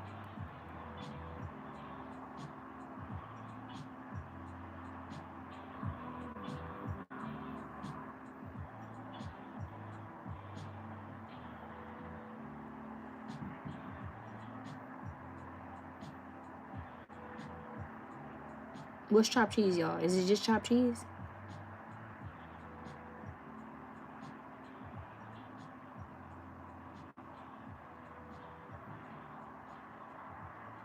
Okay.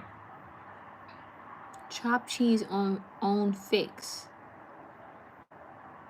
I think it's a type of sandwich you get at a bodega. Okay, see, that makes sense. So I was like, what is this chopped cheese talk that I hear people talking about? Usually some sort of meat with cheese on a Sammy. See, didn't I channel a sandwich earlier? I channeled a sandwich earlier. I said some sort of deli. I said it earlier. If you go back and watch the live, I said it. Who was here earlier where you heard me say that?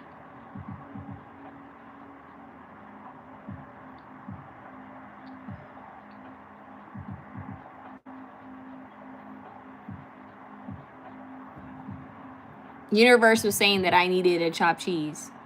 And I didn't even know what the heck that was. Mine, turkey, bacon, lettuce. Ooh, that sounds good. Am I the only one that watches mukbangs?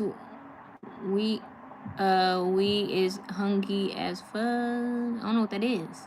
What's that? And Shannon Sandoval, I think it's arroz con pollo. Yep. Rice with chicken. Arroz con pollo. Thank you, Shannon. What's up, Shannon? What's up, Shannon? I like it. You was quiet in the girl. You was quiet in the background and said, "Let me type this real. Let me come in real quick and fix this." I love that. So my keyboard sometimes breaks when I'm hungry. Oh yeah. So now I need some chopped cheese. I wonder if I can find that in LA. I wonder if I could find the sandwich here before I travel somewhere. Chopped cheese. It's going good, girl. He was hiding.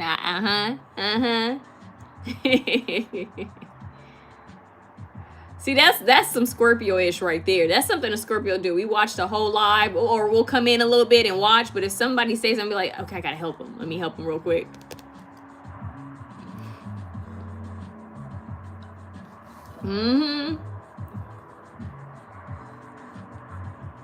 Black ink pasta. I've heard of that before.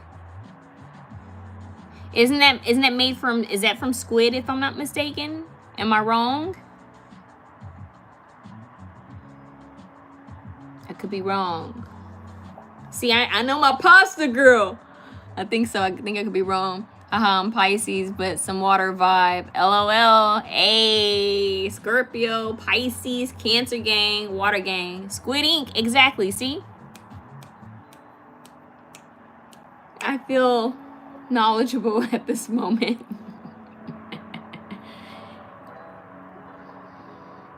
I love that. Wow. The one place where I can get literally all of these things, Bahamian, Puerto Rican, chopped cheese, pasta. Oh, gee, where would that be? New York. Ain't that something?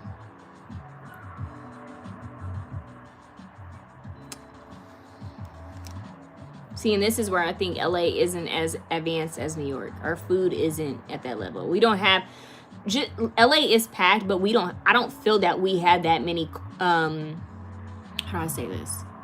We don't have that many cultures that have restaurants.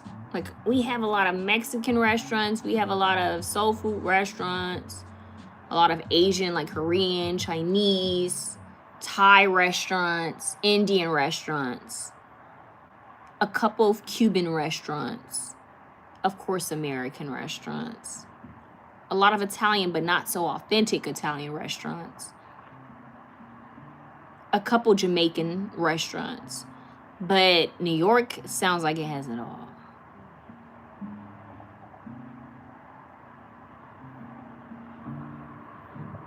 Yeah, a lot of people are moving to Texas because it's expensive, baby. It's expensive in LA, and it's oversaturated. It's packed. Been here, born and raised my whole life, and it just gets busier and busier. Voila, bodega, 25 hours. And that's the other thing. In New York, I've heard, you guys correct me, you guys have places that stay open longer, right? Like 24 hours, or like you guys can get up and still be going and doing things. LA shut down. Like, after COVID, we really started like shutting hours. Like, it's like ghost town. Like, you be hungry at midnight trying to figure ish out. Like, this sucks that we don't have any places open at midnight.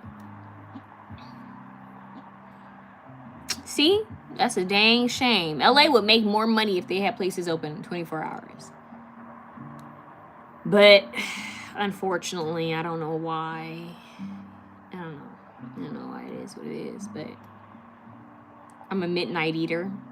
I get hungry.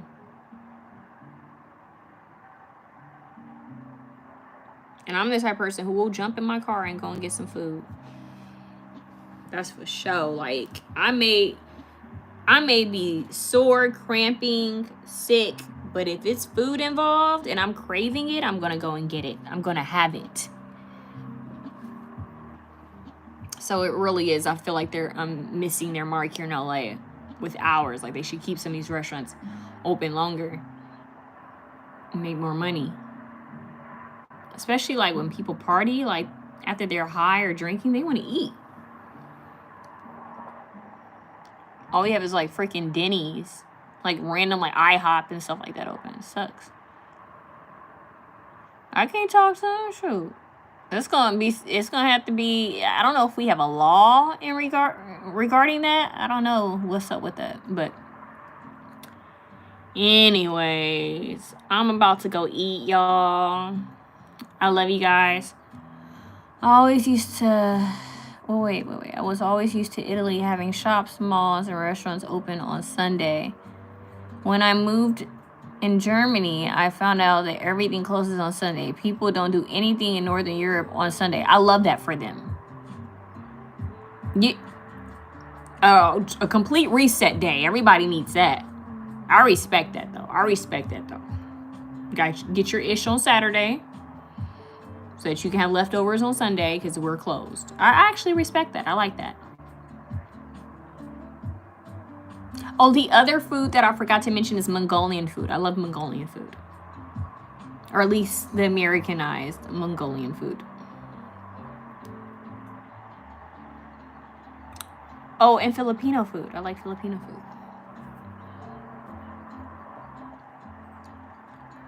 Oh, one more random thing about food. I had a timeline jump where my food, like my taste buds changed. I forgot to tell you guys this. So for the longest, when I was a kid, and my mom liked fried fish, and I would eat fried fish, but apparently I would eat it at some point and I just stopped. I said, ew, I didn't want it, right? So I had, for years, I think from the age of like maybe 11 on up, I would not eat fish until, I think about maybe 24, 25, I would not eat fish at all. And then all of a sudden I started craving sushi. Like I tasted it once and I started craving it. Like I started eating sushi. I eat salmon on occasion, and I will randomly crave sushi. So weirdest thing. So it's like I timeline jumped into eating certain foods that I never would eat in my past. It's very interesting.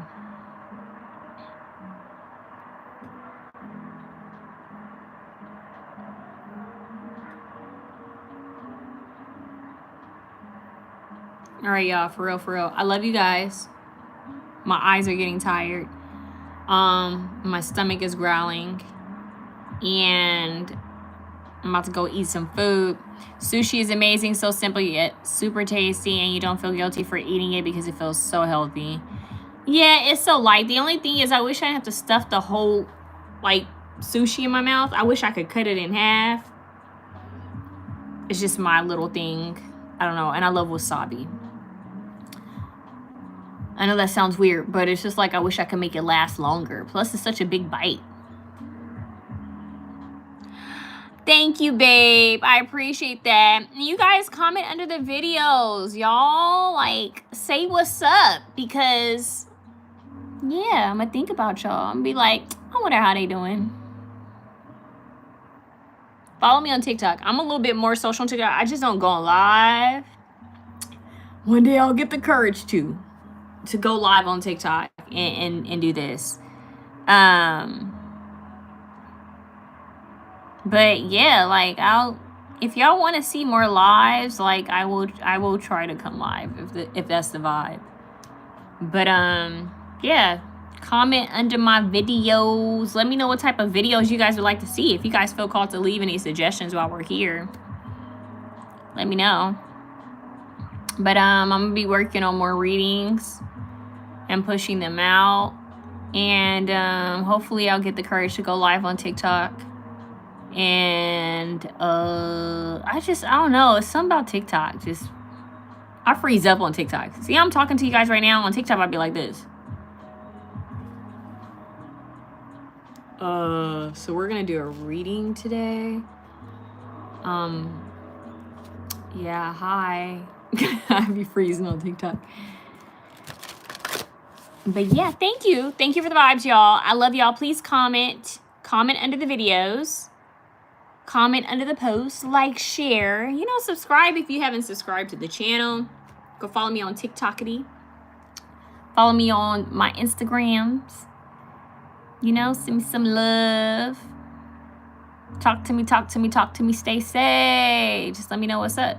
I bet you a lot of y'all don't know where that's from. Comment if you know where that's from. But yeah. All right. I love y'all.